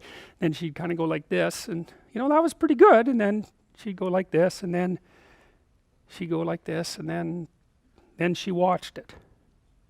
And then she asked if she could go in, and she put on a glove and she touched the body, and she didn't have a fit, she didn't have a panic attack. And so she walked away from there learning that there was a hell of a lot more to her than she thought there was, and that she could see things that she didn't think she could see and live. And after that, she sort of had a touchstone. It's like, well, I'm kind of afraid of this. Well, is it as bad as going to see the embalming? No, it's not that bad. Well, I guess I can do it. It's like an initiation, right? She had an initiation. And so did I, you know. And I learned a lot from doing that. I learned that one of the things you need to do if you're going to be a human being is to prepare yourself to be useful in the face of death. And so when you have a parent that dies, which, you know, shatters people's ideas, often they can't even think about it. If you can't even think about that, man, you've got some thinking to do. Because you need to be able to at least think about that, because otherwise you're just going to be a wasteland when it happens. And you never know, you could even have a higher ambition. Maybe you could even be useful when it happens, instead of being part of the heap of destroyed people who also have to be taken care of. You know, and that's brutal. You have to be brutal to be useful. in the aftermath of your parents' death. You know, you don't get to crumble and fall apart, and no, you have every reason to. So you got to be kind of some tough monster to manage that. But do you want to be useful in the face of tragedy, or do you want to be pathetic? Well, you make your choice.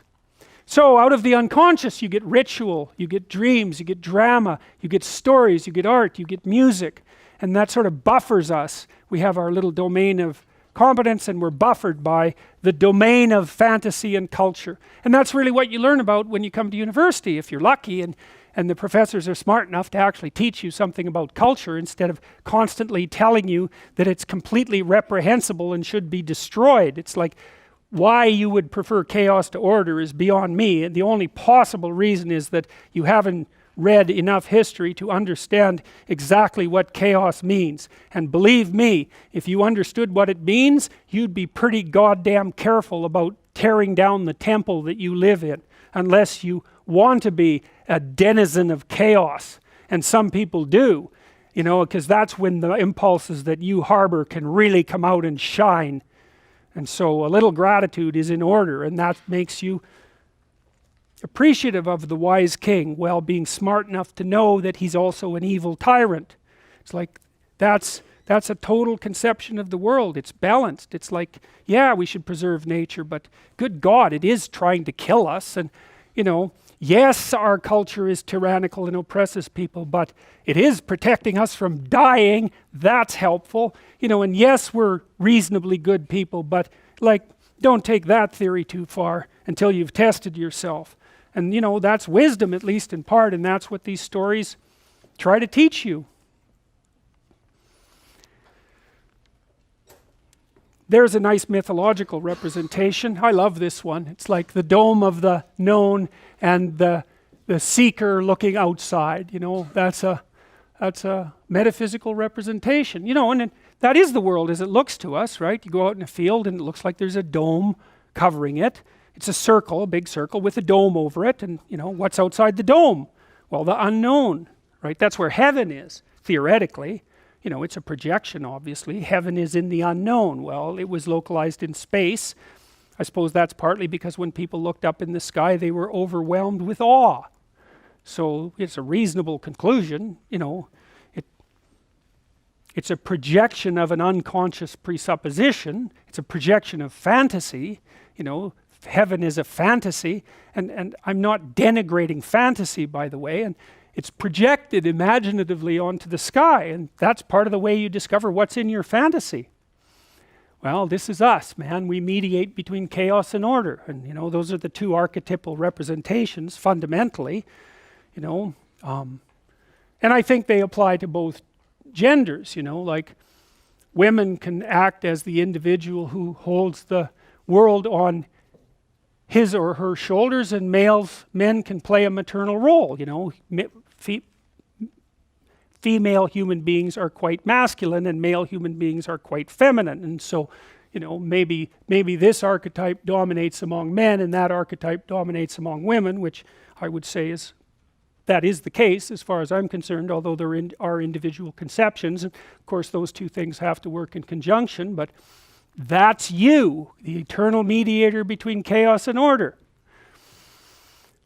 which also has its enemy. So that's Horus there, and that's Seth, who eventually turns into Satan as the West progresses, so to speak, and that's represented there as well. The temptations of, I would say, resentment and hatred, which everyone has to fight with all the time. All right, initiations. So this is cool. This is a standard hero story, and initiatory rites are a part of human heritage, and so let's take a look. This is from Eliade. I would like even now to stress the fact that the psychopathology of the shamanic vocation is not profane. It does not belong to ordinary symptomatology. It's not mental illness. It has an initiatory structure and signification. In short, it reproduces a traditional mystical pattern. The total crisis of the future shaman, sometimes leading to complete disintegration of the personality and to madness, can be evaluated not only as an initiatory death, but also as a symbolic return to the pre-cosmogonic chaos, to the amorphous and indescribable state that precedes any cosmogony. Well, what he means by that is that, I suppose, the mythological view of the emergence of order, that's a cosmogony, is that there's a state of potential and chaos out of which order emerges. And here's how it is that you think that way, because you do think that way. So, imagine what you're facing when you're facing the future, right? Well, you might say, well, the future is full of potential, right? It's full of potential. What the hell does that mean? You act as if that potential is really a real thing, and you're confronting it all the time. I'm confronting the potential of the future. Well, it doesn't exist yet. So what you're confronting doesn't even really exist. What you're conceptualizing doesn't really exist. And in some sense, you bring it into being by plotting your path through it. Well, the pre-cosmogonic chaos is the same as the potential of the future. It's exactly the same idea. It's the realm of possibility from which actuality emerges. And you participate in turning that possibility into actuality. That's what you're doing all the time. Now, can I explain that? Well, no. I have no idea how consciousness and the substrate of the world interact. I can only say that that's how it looks. That's how it feels. That's how people act. And they'll get into trouble if they don't manifest their potential, whatever that is. That's all those things you could be that you're not. Well, where are those? It's just potential. Well, that's the chaos.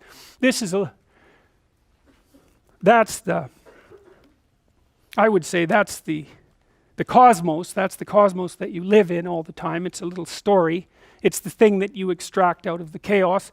It sort of consists of your conception of where you are now and your conception of where you want to be at some point. Could be 10 minutes, could be 3 years. You can slide it. And then you have a little plan about how you should move your body to transform one into the other. That's your action pattern. That's a little story. And when you ask someone to say what they were up to, they'll tell you a little story like that. I was at some place and I went somewhere else and here's how I did it. And then they might tell you a more interesting story, which is I was someplace and something happened that I really didn't expect and it knocked me for a loop, and that's a good divorce story. I came home one night and my wife was gone. It's like, yeah, chaos. And probably a bit of willful blindness preceding it, we might suspect. Anyways, down into chaos, and then, well, maybe you learn something down there, and maybe you don't, but hopefully you do, and you put yourself together if you're lucky, and then pop, bang, you pop up into another little structure of order. And that's an initiatory process. It's like you're somewhere stable, falls apart, or maybe you break it apart on purpose. You do it voluntarily, People do that all the time. They do that, for example, when they experiment with drugs, and they do that when they go on wild adventures, and when they break themselves out of their normal routine and throw themselves somewhere they don't understand and hope that that's going to produce a transformation of personality. That's the basic story. That's the initiatory story. Now, this is William James, who was one of the establishers of modern psychology, and a kind of an odd guy. He was an early experimenter with psychedelics. Of course, they'll never tell you that, but he was. And his drug of choice was nitrous oxide, which is an inhalant gas, which seems to be inert. No one really knows why it works, but it produces quite an intense hallucinogenic experience, mystical experience. Although if you breathe too much of it, then you die because it doesn't have any oxygen in it. So don't do that. And he wrote some really bad hippie poetry back in the 1880s while he was, experimenting with nitrous oxide. And I'll read a little bit of that to you. Pure experience is the name which I give to the original flux of life before reflection has categorized it. Only newborn babes and persons in semi-coma from sleep, drugs, illnesses, or blows can have an experience pure in the literal sense of a that which is not yet any definite what, though ready to be any sorts of whats, full both of oneness and of manyness, but in respects that don't appear, changing throughout, yet so confusedly that its phases interpenetrate, and no points either of distinction or of identity can be caught. 1905, William James, Journal of Philosophy. You know, a lot of these old guys that established what we regard as, you know, fairly stable bodies of knowledge were just as crazy as you can possibly imagine. They're just the most peculiar damn people, and they get sanitized, you know, as they are represented in history, and that's no fun. You know, I mean, it's much more interesting to know what they were like. They were just so bloody peculiar and strange and involved in all sorts of weird things. It's a lot more fun to know that. Here's his poem. Wow. It's like right from 1968. No verbiage can give it because the verbiage is other, incoherent, coherent, same, and it fades, and it's infinite, and it's infinite. Don't you see the difference? Don't you see the identity? Constantly opposites united. The same me telling you to write and not to write. Extreme, extreme, extreme. Something and other than that thing. Intoxication and otherness than intoxication. Every attempt at betterment, every attempt at otherment is it fades forever and forever as we move. It's just about as incoherent as postmodernist philosophy. So we know for archaic and traditional cultures that a symbolic return to chaos is equivalent to preparing a new creation. It follows that we may interpret the psychic chaos of the future shaman as a sign that the profane man is being dissolved and a new personality being prepared for birth. Transformation. Here's a way of thinking about it. Paradise. Paradise lost. Redemption. Classic story of mankind. Always. There was a great past. We're in a state of chaos. We're heading towards a better future. Everyone thinks that way. The stories are based on that. Well, that's that. Now, Ellen Berger, who wrote a lot about the psychoanalysts, believed that Freud and Jung in particular had a creative illness, which he regarded as a sort of spontaneous shamanic transformation. And he said, a creative illness has these elements. It succeeds a period of intense preoccupation with an idea and search for certain truth. It's a polymorphous condition that can take the shape of depression, neurosis, psychosomatic ailments, or even psychosis. Jung was in that state when he wrote this book called The Red Book, which was just released last year, which is full of visionary illustrations and very strange poetry. And it contains the communications he had with imaginative beings that he conjured up when practicing doing exactly that. He practiced that for years, and he had these autonomous beings manifest themselves in his fantasy and had long conversations with them. It just, you know, while he was working as a doctor and having a sane, normal life, and well, it's kind of, well, it's really something. Whatever the symptoms they're felt as painful, well, he thought maybe he was going mad. And some people think he did. If not agonizing by the subject, with alternating periods of alleviation and worsening. Throughout the illness, the subject never loses the thread of his dominating preoccupation. It's often compatible with normal professional activity and family life. But even if he keeps to his social activities, he's almost entirely absorbed with himself. He suffers from feelings of utter isolation, even when he has a mentor who guides him through the ordeal, like the shaman apprentice with his master. The termination is often rapid and marked by a phase of exhilaration. The subject emerges from his ordeal with a permanent transformation in his personality and a conviction that he has discovered a great truth or a new spiritual world. Many of the 19th and 20th century figures regarded universally as great, Nietzsche, Darwin, Dostoevsky, Tolstoy, Freud, Jung, were all additionally characterized by lengthy periods of profound psychological unrest and uncertainty. Well, you don't generate a new theory without some birth pangs, right? Because your old theory has to bite the dust first, and when your old theory bites the dust, it's like, where are you? You don't know. Do you know if you're going to come up with a new one? No. Here's a cool thing. This is my daughter. She was 5 years at this point. She was playing Prince and Princess with Julian, her 3-year-old. She said, Dad, if we killed a dragon, we could use his skin as armor. Wouldn't that be a good idea? I thought, hey, yeah, that's a hell of an idea, kid. You know, you go right after the thing that frightens you the most and you develop something that protects you from doing that. It's like, where did she get that idea? Well, good work, kiddo. She had plenty of dragons in her life. So, The following dream was described by my daughter, Michaela, 3 years, 9 months old, about my son, Julian, 1 year. Julian was in the process of toilet training and rapid speech development and was having some trouble controlling his emotions. Michaela liked to call him baby.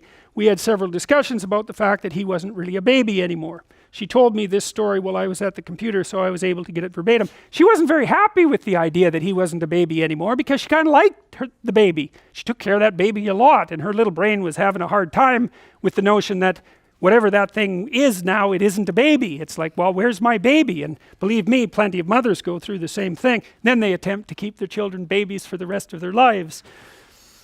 So this is what Michaela said, the dream. Julian's eyes fell out and then he falled into pieces. I said, what sort of pieces? She said, Julian pieces.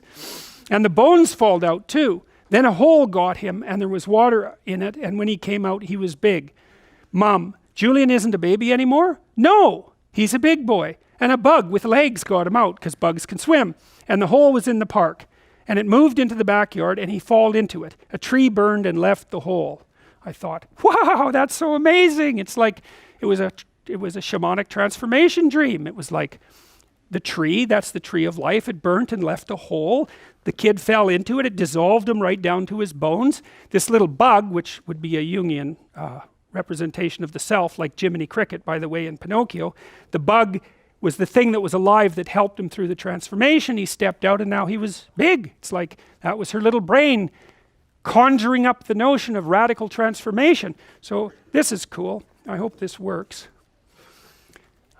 This is a dream that my nephew had that someone animated. Jordan Peterson is a clinical psychologist from the University of Toronto. Now, I do disagree with some of his fundamental ideas, but his thoughts on facing problems merge with my Stoic values. Within one of his Maps of Meaning lectures, he tells a true story about a 4-year-old boy, his nephew, who for months was suffering from terrible night terrors, terrors that were waking him up screaming. This boy, by the way, did have some areas of instability in his family life.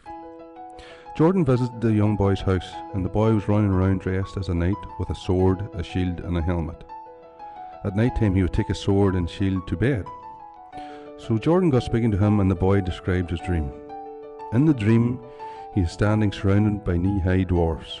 These dwarfs had beaks, and every time he would try to move, the dwarfs would jump up and bite him. A very frightening scenario for a young boy. And if you look behind all the dwarfs, away in the background there was a dragon. And every time this dragon would puff out fire and smoke, more dwarfs would be created. So there's no point fighting off the dwarfs because more would just be made. So Jordan tapped him and asked, what could you do about that? So the kid says he could jump up on the dragon's head. He could poke out his eyes with his sword so he couldn't see. Then he could go down the throat to the box where the fire came from, carve a piece out of that box, thereby destroying it, and use that piece as a shield. The child, before Jordan arrived, was already acting out in life what he knew he had to do. And after that conversation, he had no more night terrors. This is what Marcus Aurelius meant when he said, the impediment to action advances action. What stands in the way becomes the way. He was telling us that we must not shy away from problems or shun our personal responsibility. We must be willing to sacrifice our comfort, go to the source of our problems to solve them, and then take something away. Well, there you go. So, yeah, he was waking up screaming at night for weeks. That's night terrors. He couldn't really remember what the hell was going on. And there was instability in his family. His parents got divorced soon after, and he was off to kindergarten, and that was kind of destabilizing him too. And so it was fun to watch him zip around as a knight. It's like, where'd he get that idea? Well, he watched TV, he watched movies. His little imagination was aggregating the picture of the hero, and then he was trying to act it out. That's what he was doing, pretending, right? I'm pretending to be the thing that takes on the unknown. And then he has this amazing dream. It's like, it's mind-boggling. It's so sophisticated. It's like, well, here I am, and there's troubles everywhere, and they're biting me. They're jumping up on me.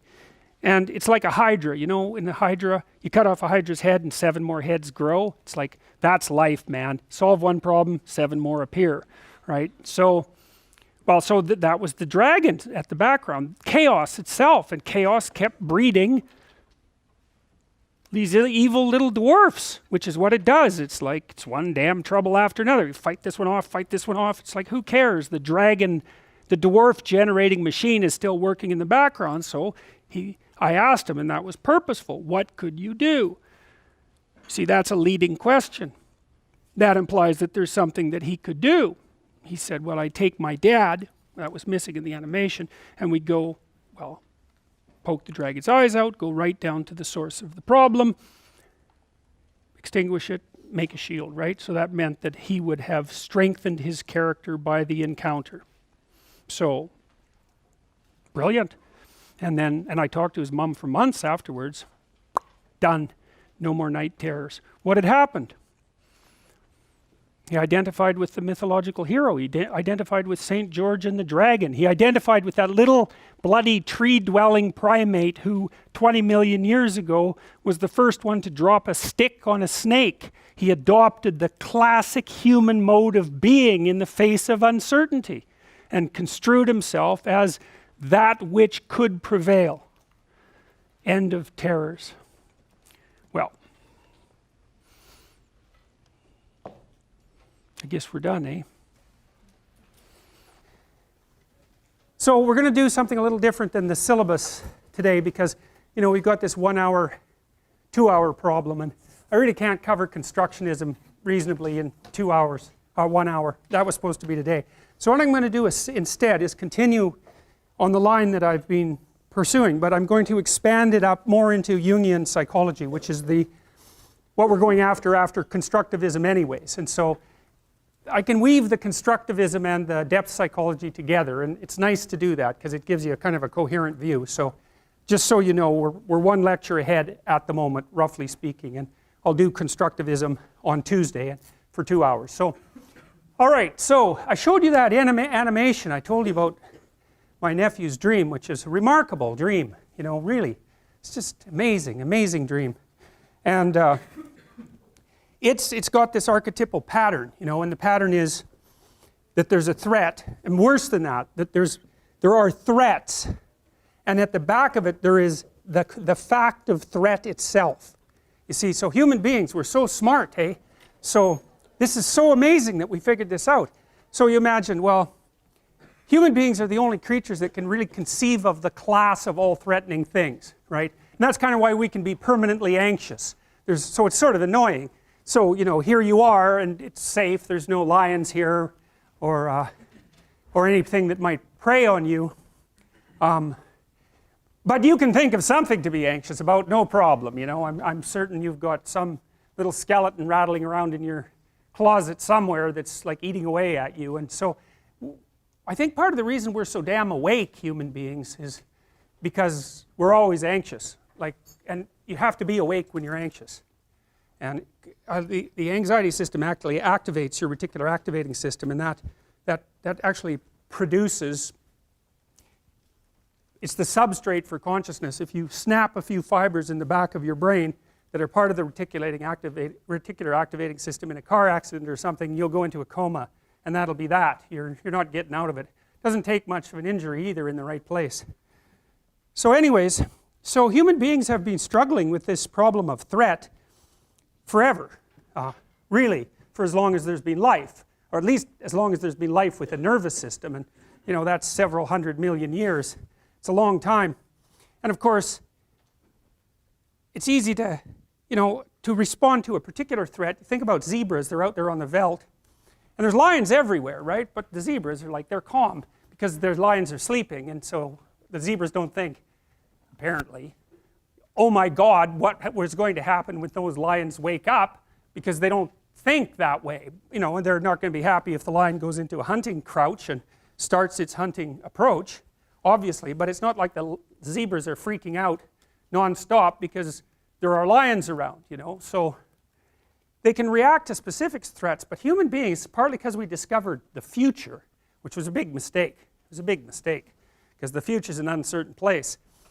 We realized that, well, there isn't any threat right now, but there might well be some tomorrow. And if there isn't some tomorrow, well, maybe next week or next month or next year, like it's coming. And so there's danger. So it's the category of danger, you know.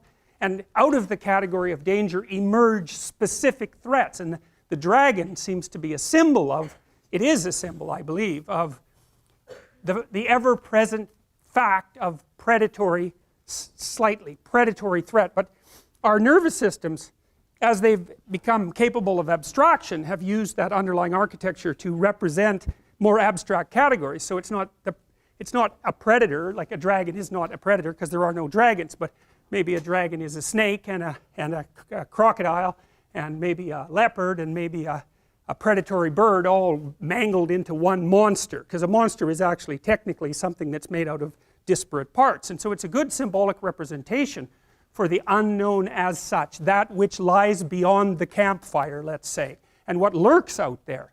And so the eternal problem is, what the hell do you do with the dragon? And that also explains why the dragon typically is a treasure guarder, right? Because it's even more, the problem is even worse. Out there in no man's land, out there in potential, there's threat and like mortal threat, but there's also endless opportunity and riches and wealth and the possibility of attracting someone and all of that. And so, well, the dragon, you can't just be afraid of it, you just stay in your burrow the whole time. And lots of animals more or less do that, you know, especially the nocturnal ones, they just hide away.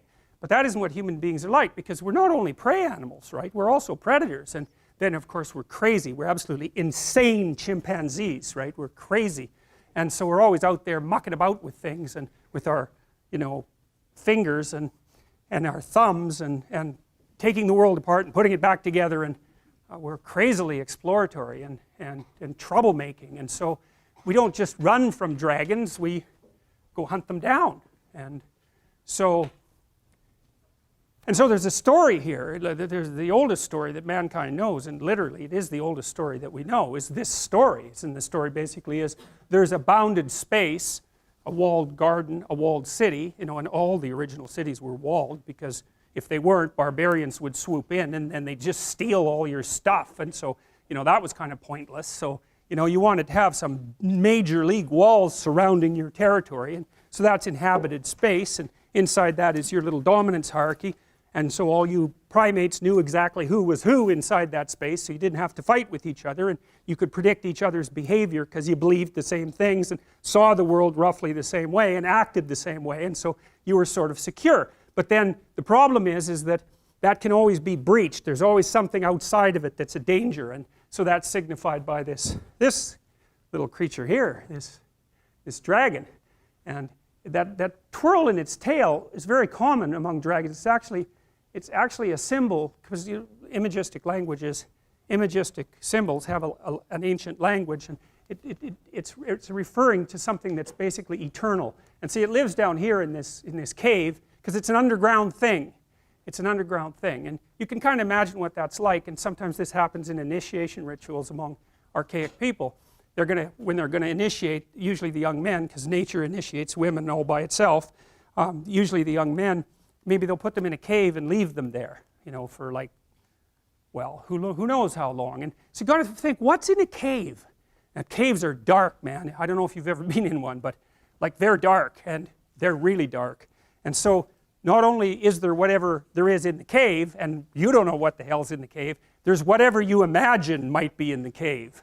And so when you're in that cave and you're alone, you're confronting the devils and demons and monsters of your own imagination, you know. And so then you have a chance to perhaps deal with that and overcome it, and that's perhaps part of the initiation ceremony, you know, and that's part of growing up, because you have to learn how to face the things that terrify and upset you and recast them and put them back together. We talked a little bit about this idea of the pre-cosmogonic chaos that Iliad refers to, and that's the stuff out of which order is produced at the beginning of time, and it's also the stuff out of which you constantly reproduce order. And the Jungians, the psychoanalysts, especially the really deep psychoanalysts like Jung, Freud was a more surface psychoanalyst, and that's not an insult. There's some things that Freud figured out that are absolutely amazing. He was a precursor to Jung for sure. For Jung, the hero's journey was the journey inside the unconscious, and that would be perhaps in some sense the willingness to face everything terrible that's happened to you, and to think it through and to articulate it and and to come to grips perhaps with your own capacity for malevolence. That was a really important part of Jungian ideas, that the first step towards individuation, which is the manifestation of your full self, let's say, was the discovery of your shadow. And your shadow is the part of you that will do terrible things under the right circumstances, and maybe even without that much provocation. And and it's a terrifying part of you to come into contact with, because it's sort of the way that you're specifically attached to the archetype of evil. That's a good way of thinking about it. And modern people, they don't really think much about the idea of good and evil, but that's because most of them are so damn naive, you can just barely even comprehend it. If you read any history, if you really read it, and you don't come away with the idea that evil exists, it's like you're just reading the wrong kind of history. It's just unbelievable what people can do to each other, and we're so imaginative. And one of the things I figured out about people, the reason that we have the knowledge of good and evil, let's say, is that because we're self-conscious and we know about ourselves, we know about our own vulnerability, right? You know what hurts you. You really know what hurts you, way more than an animal knows. And you're also creative, and so once you know what hurts you, man, you can really hurt someone else. And you can do it in such a creative way. You can draw it out, you can make it excruciating, you can take people apart physically and psychologically, and you can keep them, say, even right on the edge of death, so that you can keep doing that endlessly. And that happens a hell of a lot more than you think it happens. It happens a lot. And so, well, and you think, well, that doesn't involve me. It's like, oh yes it does, man. That's the problem, because you're human, and that's the sort of things that human beings are capable of. And I'm not saying it's all probable that you do that ever, or that, but I'm saying that, you got to take that into account. When you're looking at the world and you think about all the perpetrators out there, it's not like there's perpetrators and there's victims. That isn't how it works. It doesn't work that way at all. And so the horrors of humanity, as well as the noble elements of humanity, are all elements of your central being. And for Jung, and this is the terrible thing, for Jung, the pathway to higher wisdom was through the terrible portal of, well, you could say hell, for that matter. Really. And so who wants to do that, man? It's like, no. Like maybe you're resentful about something. Well, you probably are, because like everybody's resentful about something, and resentment is just a vicious emotion. It's really useful. It's really useful, because if you're resentful about something, it either means that you should grow the hell up and accept the responsibility and quit sniveling around and whining, or it means that someone actually is oppressing you and pushing on you too hard and bullying you and demeaning you, and you have something to say or do that you're not saying or doing. And no wonder you're not saying or doing it, because it can be really dangerous to say things or do them to free yourself from being oppressed. You can get in a lot of trouble in the short term for doing it, so it's easier just to not say anything, sort of day after day. In the short term you protect yourself, but it just crushes you. And then the resentment comes up, and resentment, man, that can just get so out of hand. It starts with resentment, and then it goes to the desire for revenge, because you'll play nasty little tricks on the person that's oppressing you. At any chance you'll talk about them behind their back, and if they want you to do something, you'll do it badly, or you'll do it grudgingly, or you'll do a half-rate job, and you'll set up little traps. And so it puts you in a poisonous space. And then if you really start to dwell on that, say, in your basement for 3 or 4 years about just exactly how terrible the world is, and how that's focused on you, and how everyone's rejected you, and how you get to this point where you're thinking that existence itself is a kind of poisonous endeavor, and that the best thing for you to do is go out there and do as much, create as much mayhem as you possibly can. And if you really get to a dark place, you think, I'm going to create as much mayhem as I possibly can by targeting the most innocent thing I can possibly imagine. And then you end up shooting kids in Connecticut. And that's how you get there. And so that's a bad road, man. There's dark things down there. But you can go there, and people do. And they go through the hole of resentment. And so resentment can tell you, you've got something to say. You bloody well better say it. You gotta free yourself from what's oppressing you. You have to stand up for that, because otherwise you become oppressed. And then once you're oppressed, that's just not so good. And so, like in your marriage and your relationships, You got to tell people what you're thinking. You don't have to assume you're right. That's a whole different story, because you're not, because you're, you know, ignorant and you're biased and, you know, so you're not right, but you can stumble towards the expression of yourself, and then you can listen to the other person and hope that they tell you some way that you're stupid that's useful, so you can be a little less stupid in the future, because wouldn't that be good? And so, you know, you go after the unknown. You don't protect what you know. You already know what you know. You go after what you don't know. That's why you have to talk to people you don't agree with. That's why you have to talk to your enemies, because they're going to tell you things you don't know. You could even listen to them. It's possible they know a thing or two you don't know. But people don't like that, you know. They just talk to people who think the same way, and then they just stay stupid. And so that's not good, because if you're not wise, the world will wallop you. It'll flatten you. And far more than it has to, and then you'll be bitter and resentful, and you'll be part of that force that wallops instead of the force that fights against that.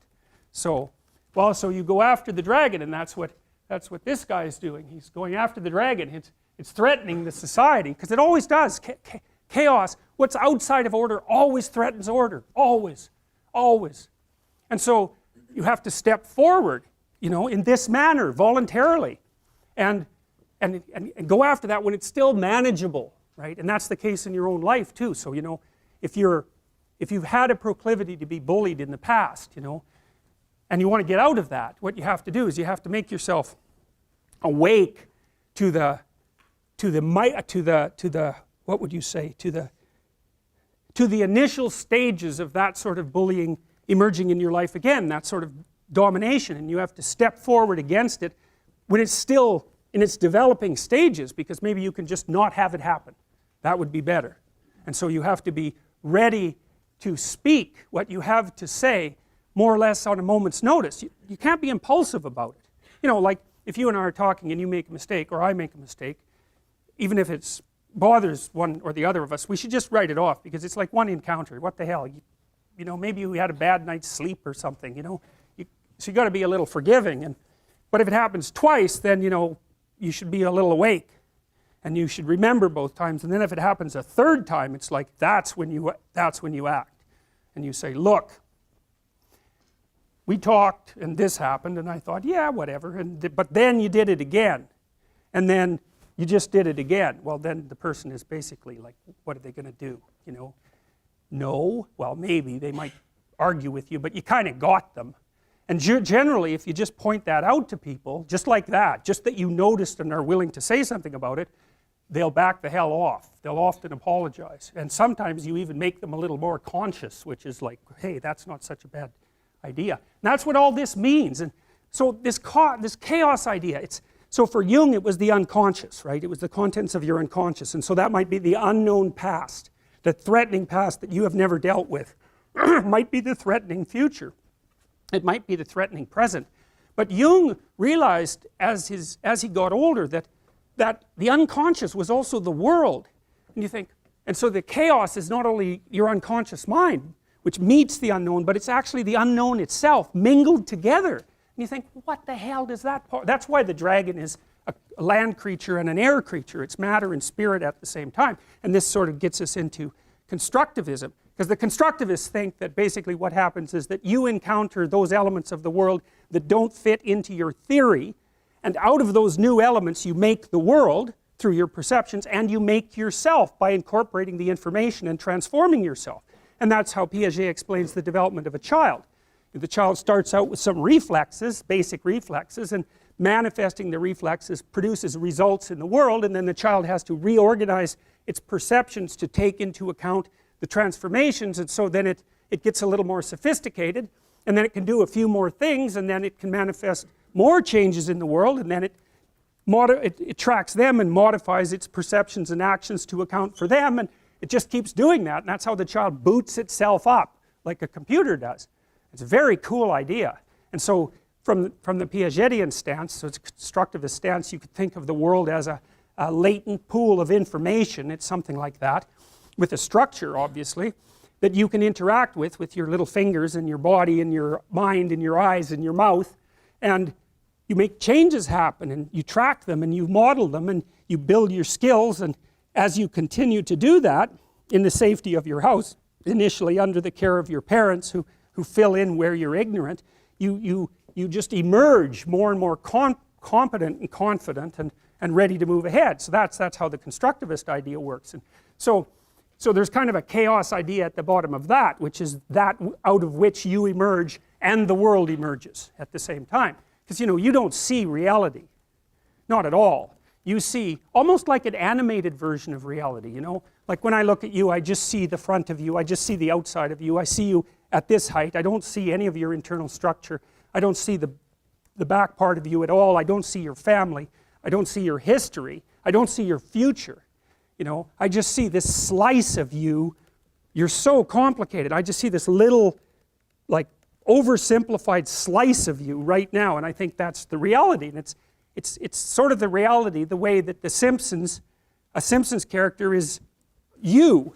It's sort of like you, and it's enough so that you can watch the story. But the real you, man, God only knows what that is. And that's a Jungian idea, that the real you is something that radically transcends your perception of yourself or your conception of yourself, and that you get to that higher you, at least in part, by going into the darkest place.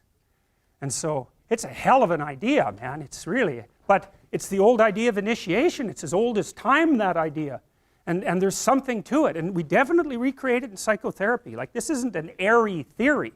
It's quite the contrary, because what you do as a psychologist, always, a behaviorist, say that the most logical, clinical type of psychologist, a behaviorist is an initiatory shaman, even though he or she doesn't know it, because what they do is they say, okay, well, let's take a look at your life. Like, okay, you got a bunch of problems, and they're like massive dragons, and you're just like, you're not going anywhere with those problems. You're just cowering in the corner. And what the behavior therapist does is cut that dragon into those little dwarfs until the dwarfs are small enough so that you can really kick the hell out of them. But the way they do that is they take the problem and they decompose it into elements that are small enough that you have a reasonable probability of mastering them. So you take the problem apart into its micro problems, careful analytic process. And then you think, okay, well, how could we progress a little bit this week? And some of that is to practice facing things you're afraid of. So like if you're agoraphobic and you can't get on an elevator, you can't get on a taxi, and you can't stand up to your husband, and I'm saying husband because most agoraphobics are women, most of them are middle-aged women, and most of them were too dependent for most of their life. So that's a monster. It's like society, husband, elevator, taxi, subway. It's a monster, and it's that place you will not go. And that's because you feel this high and everything else looks this big.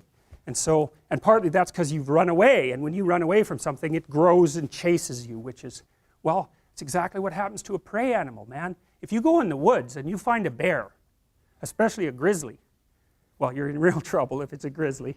But if it's a black bear, generally speaking, if you stand your ground and make a hell of a lot of noise, that thing will leave you alone. But if you run, well, what's it supposed to think? It eats things that run from it.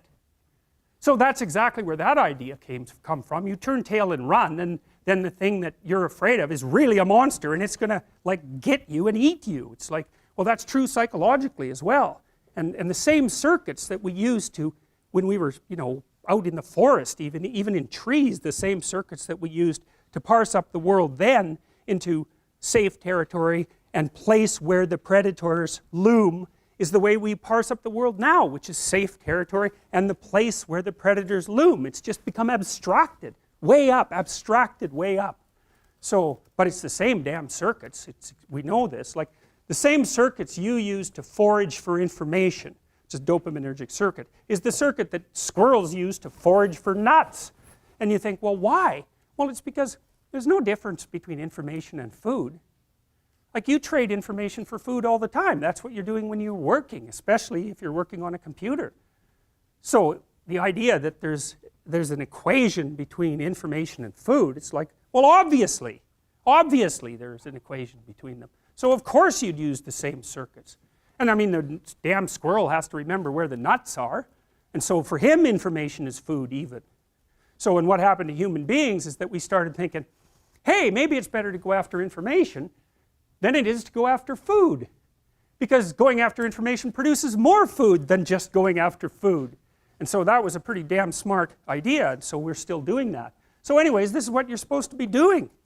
And so, and this is what behavior therapists do. They decompose your problems. What are you afraid of? Well, okay, you're afraid of everything. Well, let's get something specific you're afraid of. Well, I'm afraid of an elevator. Okay, an elevator. So I have a client, she's afraid of elevators. The elevator door opens, she goes, that's a tomb. And I thought, oh, wow, I thought it was an elevator. But for you, it's not a bloody elevator. It's death. And so that's what you're afraid of.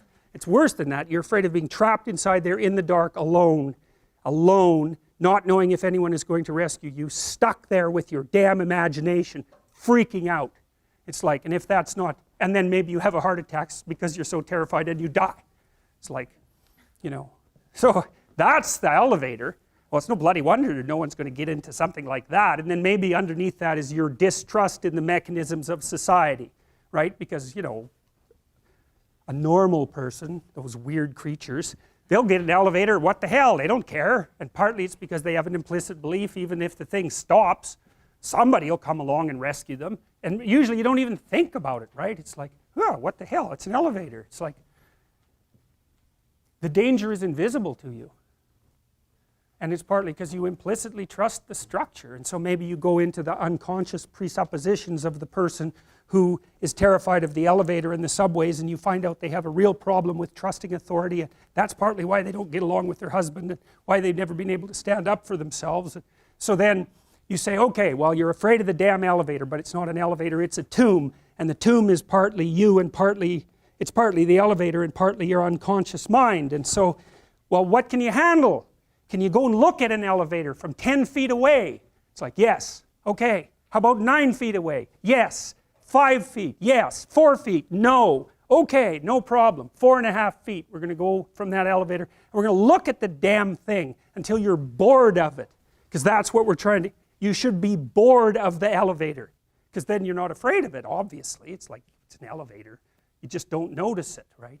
All these things around here that you don't notice, I'd take you out of here and ask you what color the walls are. You haven't got any idea. You know, I suspect for most of you, there's not a chance you'd be able to identify the gender of the person who's sitting next to you, unless you know them. It's like, you just don't remember anything. And why should you? Everything works. Like, you don't have to pay attention to it. It's like, is that staying up? Yeah, it's still up. Yeah, still up. Still up. And it's like, really? No. No, you get bored of that real quick, and so then you just ignore it. But the agoraphobic has had that veil of ignorance torn away, and what they see behind it is mortal threat, and so that's really what you're helping them deal with. And so this week they're 4.5 feet from the elevator, next week they're a foot from the elevator, and the week after that the horrible gates of hell open and they look inside and they don't run, and so hey, they're tougher than they thought they were. And that's what you're teaching them, actually. You're not teaching them that the world isn't dangerous, because that's a stupid thing to teach someone. Bloody right, the world is dangerous. It's terrifying. And sometimes people they realize that, and the veil lifts, and they see horror everywhere. They see that, and then they think, well, I'm just a little rabbit. I'm over here in the corner. I can't move. I'm petrified. And then they can't move. They hide at home. They cower at home, because everything has become a predatory domain. And so what you teach them is, you're not as much of a rabbit as you think. And part of that is that you help them grow some teeth so that they can go home and have that fight with their husband that they should have had 25 years ago. And it happens very frequently with agoraphobic clients, that you get them so they can go on the damn elevator and they can go on the subway and they can take a taxi. And maybe they learn to drive. Wow. They get some autonomy, and then they're a little tougher, and so then they can stand up for themselves, and they go back, and like, their husband might not be very happy with any of this.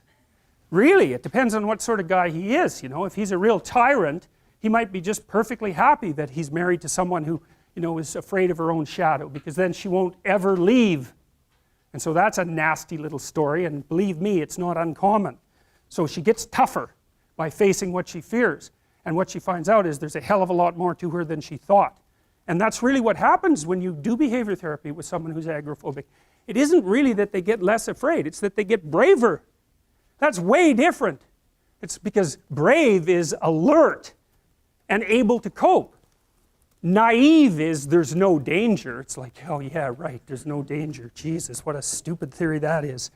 So anyways, that's what all this is. That's the story, man, and it's a major story. It's the story of human transformation and growth. It's the evolution of mankind. It's like it's a major story, and we've been working on the damn thing for like God only knows how long. You know, snakes and primates co-evolved, and our vision, our sharp vision seems to have been an evolutionary adaptation forced on us by the presence of predatory snakes. And we're talking tens of millions of years ago, and human beings have unbelievably sharp eyesight. The only thing that can outsee us is birds of prey, and they have, like an eagle, a bald eagle has eyes as big as ours, and it has two foveas. The fovea is the central part of the vision. So an eagle is all eyes, man. And so, but human beings, we're kind of like that too, and like half our brain is devoted to visual processing. We have acute vision. In Madagascar, where there are primates with no predatory snakes, they're lemurs, they can't see worth a damn. And an anthropologist named Lynn Isbell did a comprehensive study worldwide trying to account for the acuity of primate vision, and what she found was that the more predatory snakes in the vicinity, the sharper the eyesight of the primates.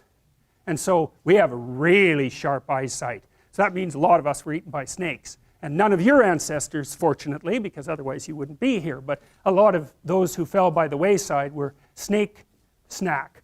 And, you know, when you're little and living in a tree, a snake is no damn joke. And even now, lots of people get bitten by snakes, and people are phobic of snakes at quite a rate.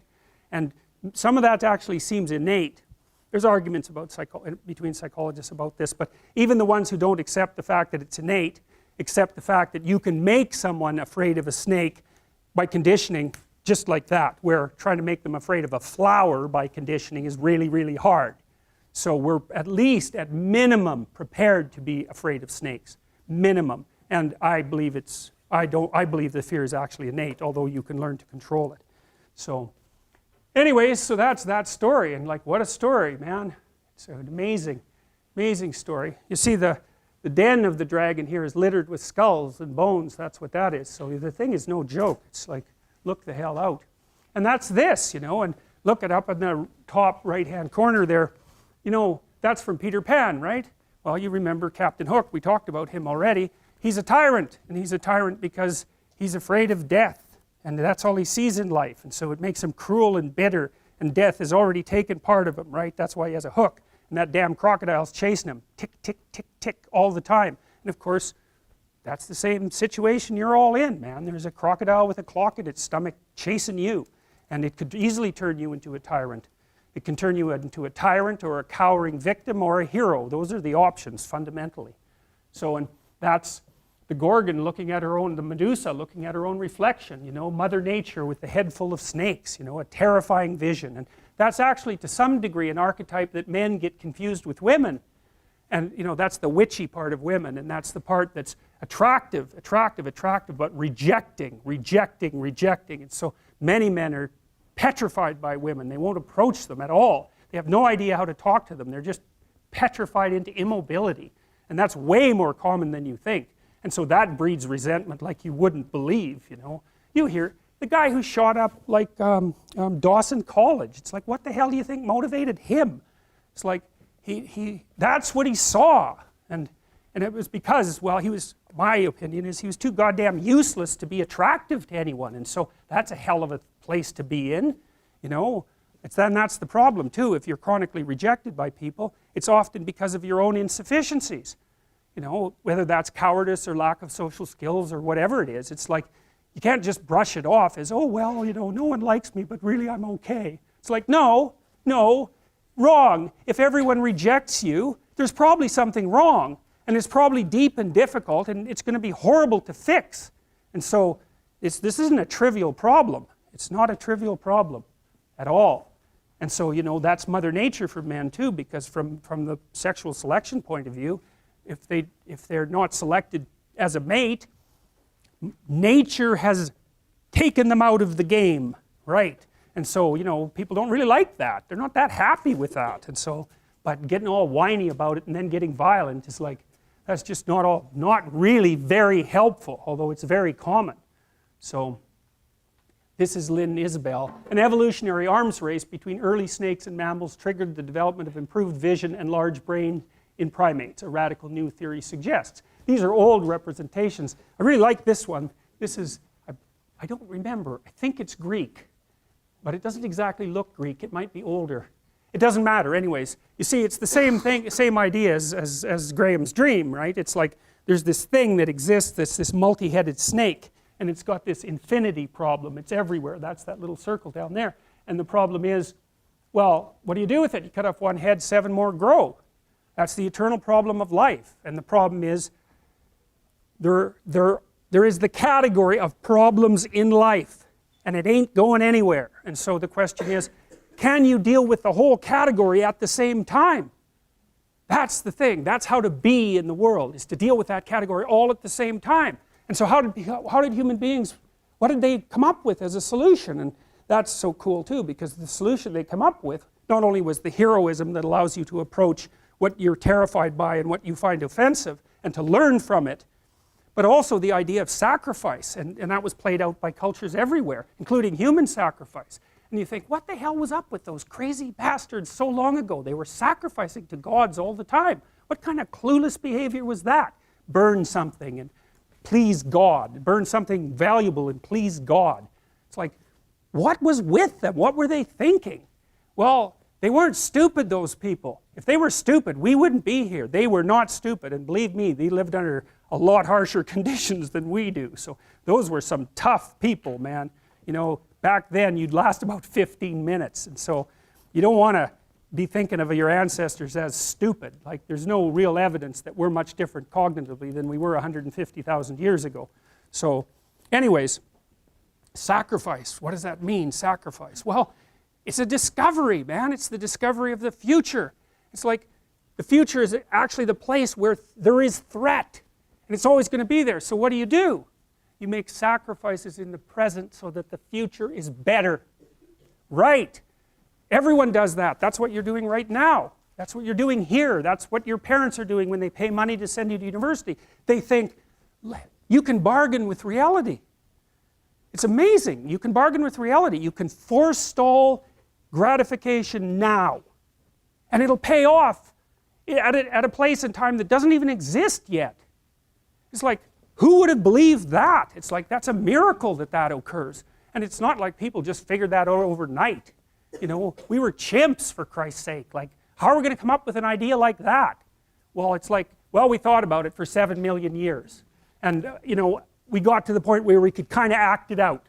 But we didn't know what we were doing. But it emerged as like a dream. So the terror of the future is a dream. And the solution to the dream of the terror of the future is another dream. And it comes out in mythology and in fantasy and in drama, where you act out the sacrifice. And then it's a step on the way to full understanding. So we can say sacrifice now instead of doing it, you know, although we still do it. It's just not concretized like it used to be. We do it abstractly. And we all have faith that it will work, you know, and we also set up our societies so that it'll work. And one thing about, you know, I'm not a fan of moral relativism for a variety of reasons, partly because I think it's an extreme form of cowardice. But anyways, apart from that, no. There's minimal ways that you can set up a society that will work. And so one of them is that the society has to be set up so that your sacrifices will pay off, or you won't work, and then the society will die. And so it has to make promises. People have to make promises to one another. And that's what money is. Money is a promise that your sacrifice will pay off in the future. That's what money is.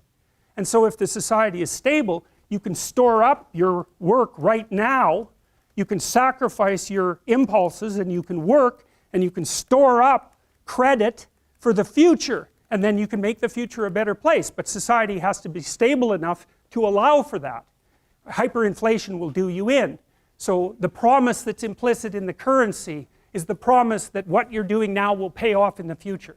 And if people don't have that promise, then, well, we know what they do.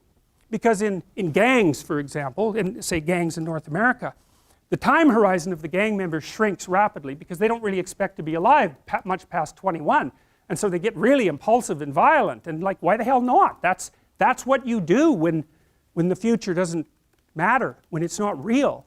You default back to living in the moment, and you take what you can get right now, and no wonder, because you don't know if you're going to be around in a year, and you get whatever you can while you can bloody well get it, and that's like anarchy, that state.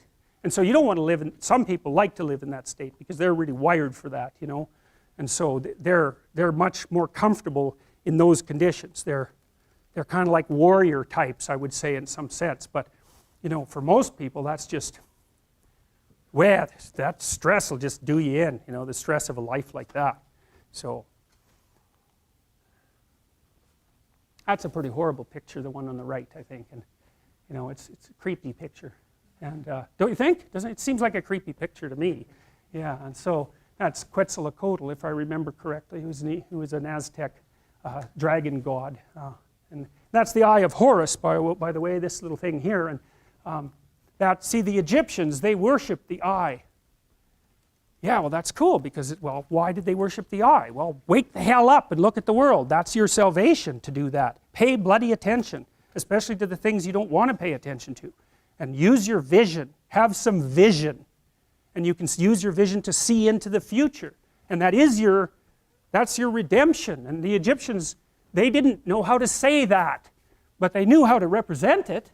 And that's how they represented it. Like, the pupil on that is completely open, completely dilated. And that's a god as far as the Egyptians were concerned. It's Horus, and I'll tell you Horus' story at some point.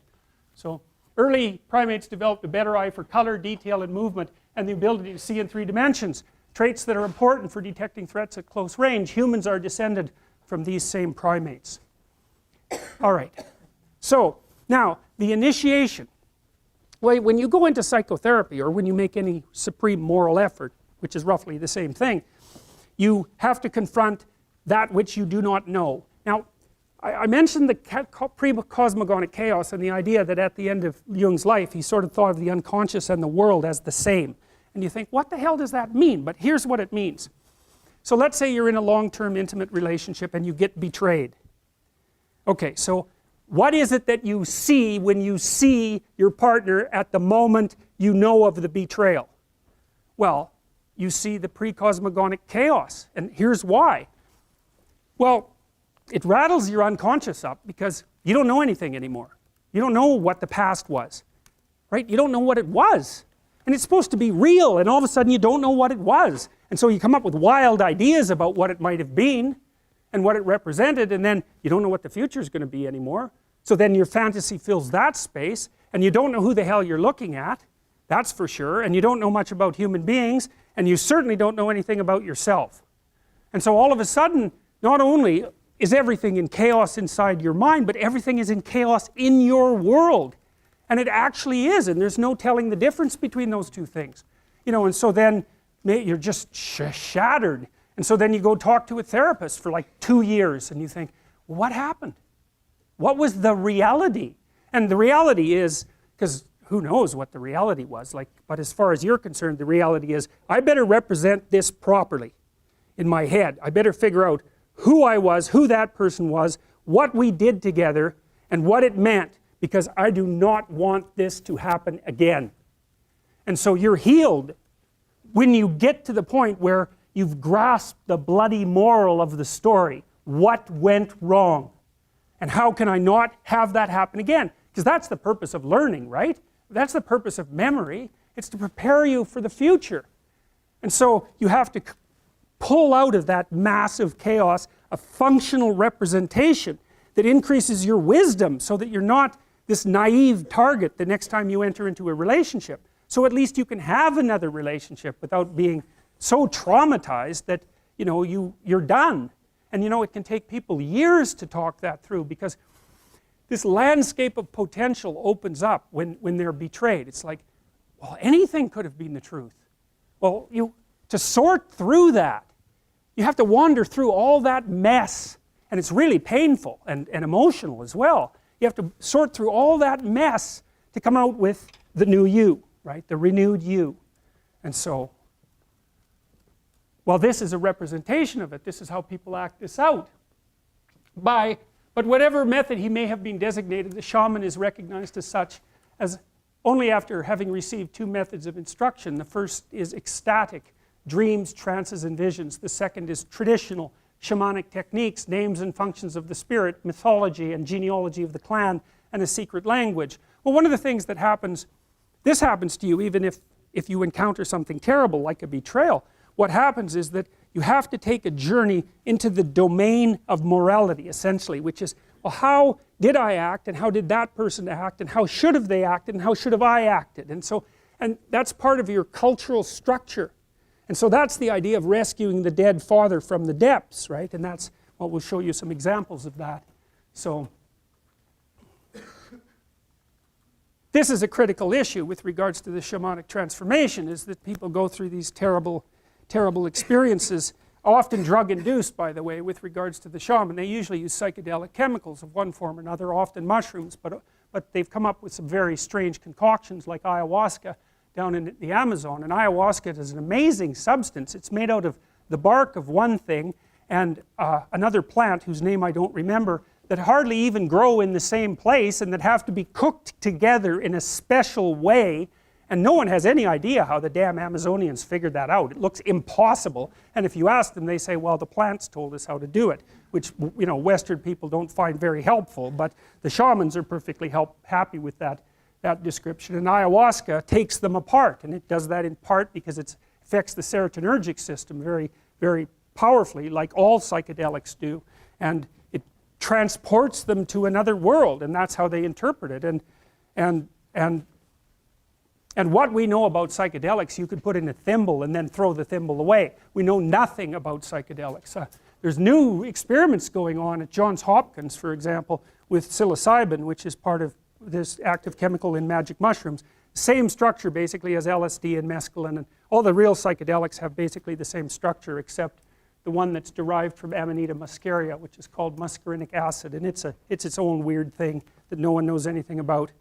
Anyways, they have profound neurochemical effects in very small doses. And the research group at Johns Hopkins has given psilocybin to research subjects, you know, purified psilocybin, because they started the new experimentation with psychedelics, and that's been banned for like 40 years, because psychedelics were so terrifying to our culture that we just put them away. It's like, whoa, no, we're not going there.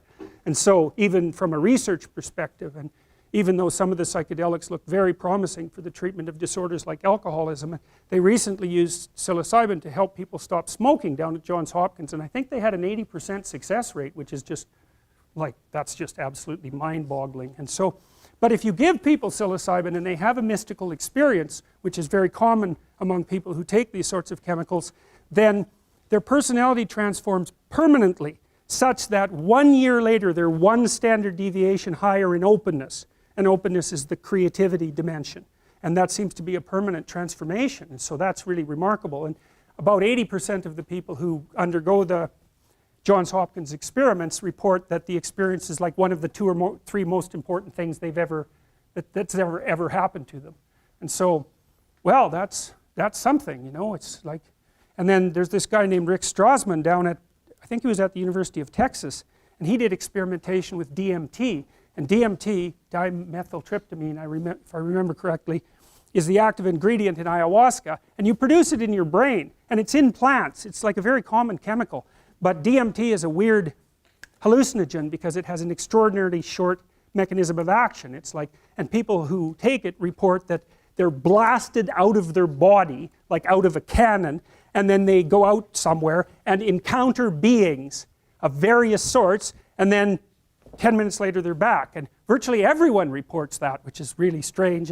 And so Strassman was giving people DMT intravenously so that the trip would last longer. This was all you know, NIH funded experimentation, all cleared with the relevant ethics boards, all conducted within the last 10 years. And he basically quit doing it because he was a pretty straight scientist, you know. He was measuring heart rate and pulse and all that sort of thing, trying to look at the physiology. And then the people he was giving these chemicals to kept coming back and telling him these crazy stories.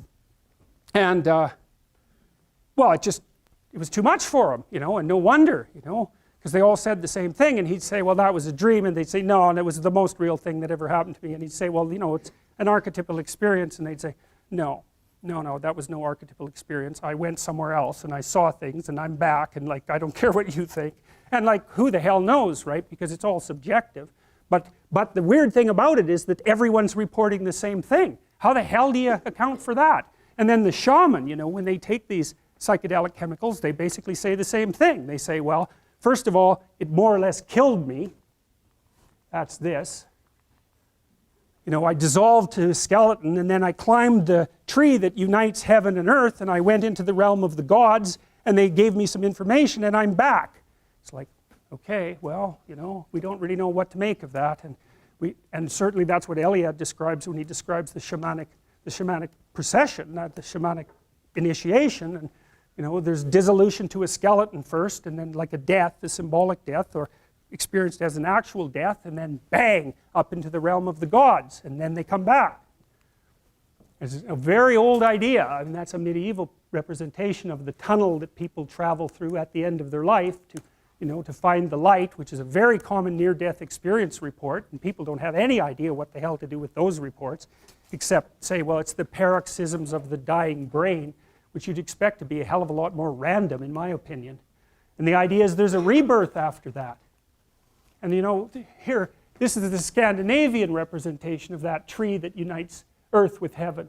And so there's the Scandinavian representation. It has a snake, snakes down here eating it, and then that's the Amazonian representation. It's like, how the hell do you account for that? I mean, those pictures are so similar that it's beyond belief. Well, you know, we lived in trees for a long time. A long time. Millions of years. And there were lots of snakes around them. And so the idea that reality is a tree that's surrounded by a snake that's in us, man. It's down there. It's deep. And there's something about it that's true. Now, not true like we normally think of truth, but true in an entirely different manner. So, and all that's pretty damn strange. We'll stop with this. My son drew this when he was 7 years old. It blew me away, man. I thought it was so cool, so I had it laminated. And so, here is what it is. On the right-hand side, that's order. It's like the yin-yang thing. That's order. Left side, chaos, right? And those are all mushroom houses, which I thought was amazing.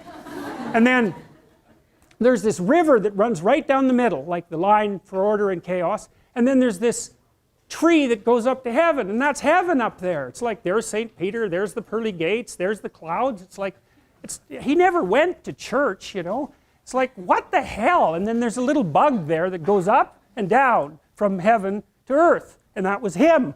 And I thought, he had a very organized psyche, that kid. He was a very, very stable kid, and still is. And he drew that, and I thought, Jesus, that's just bloody well unbelievable. And I still think that when I look at it. And that's a great example of an archetype. And so we'll see you Tuesday.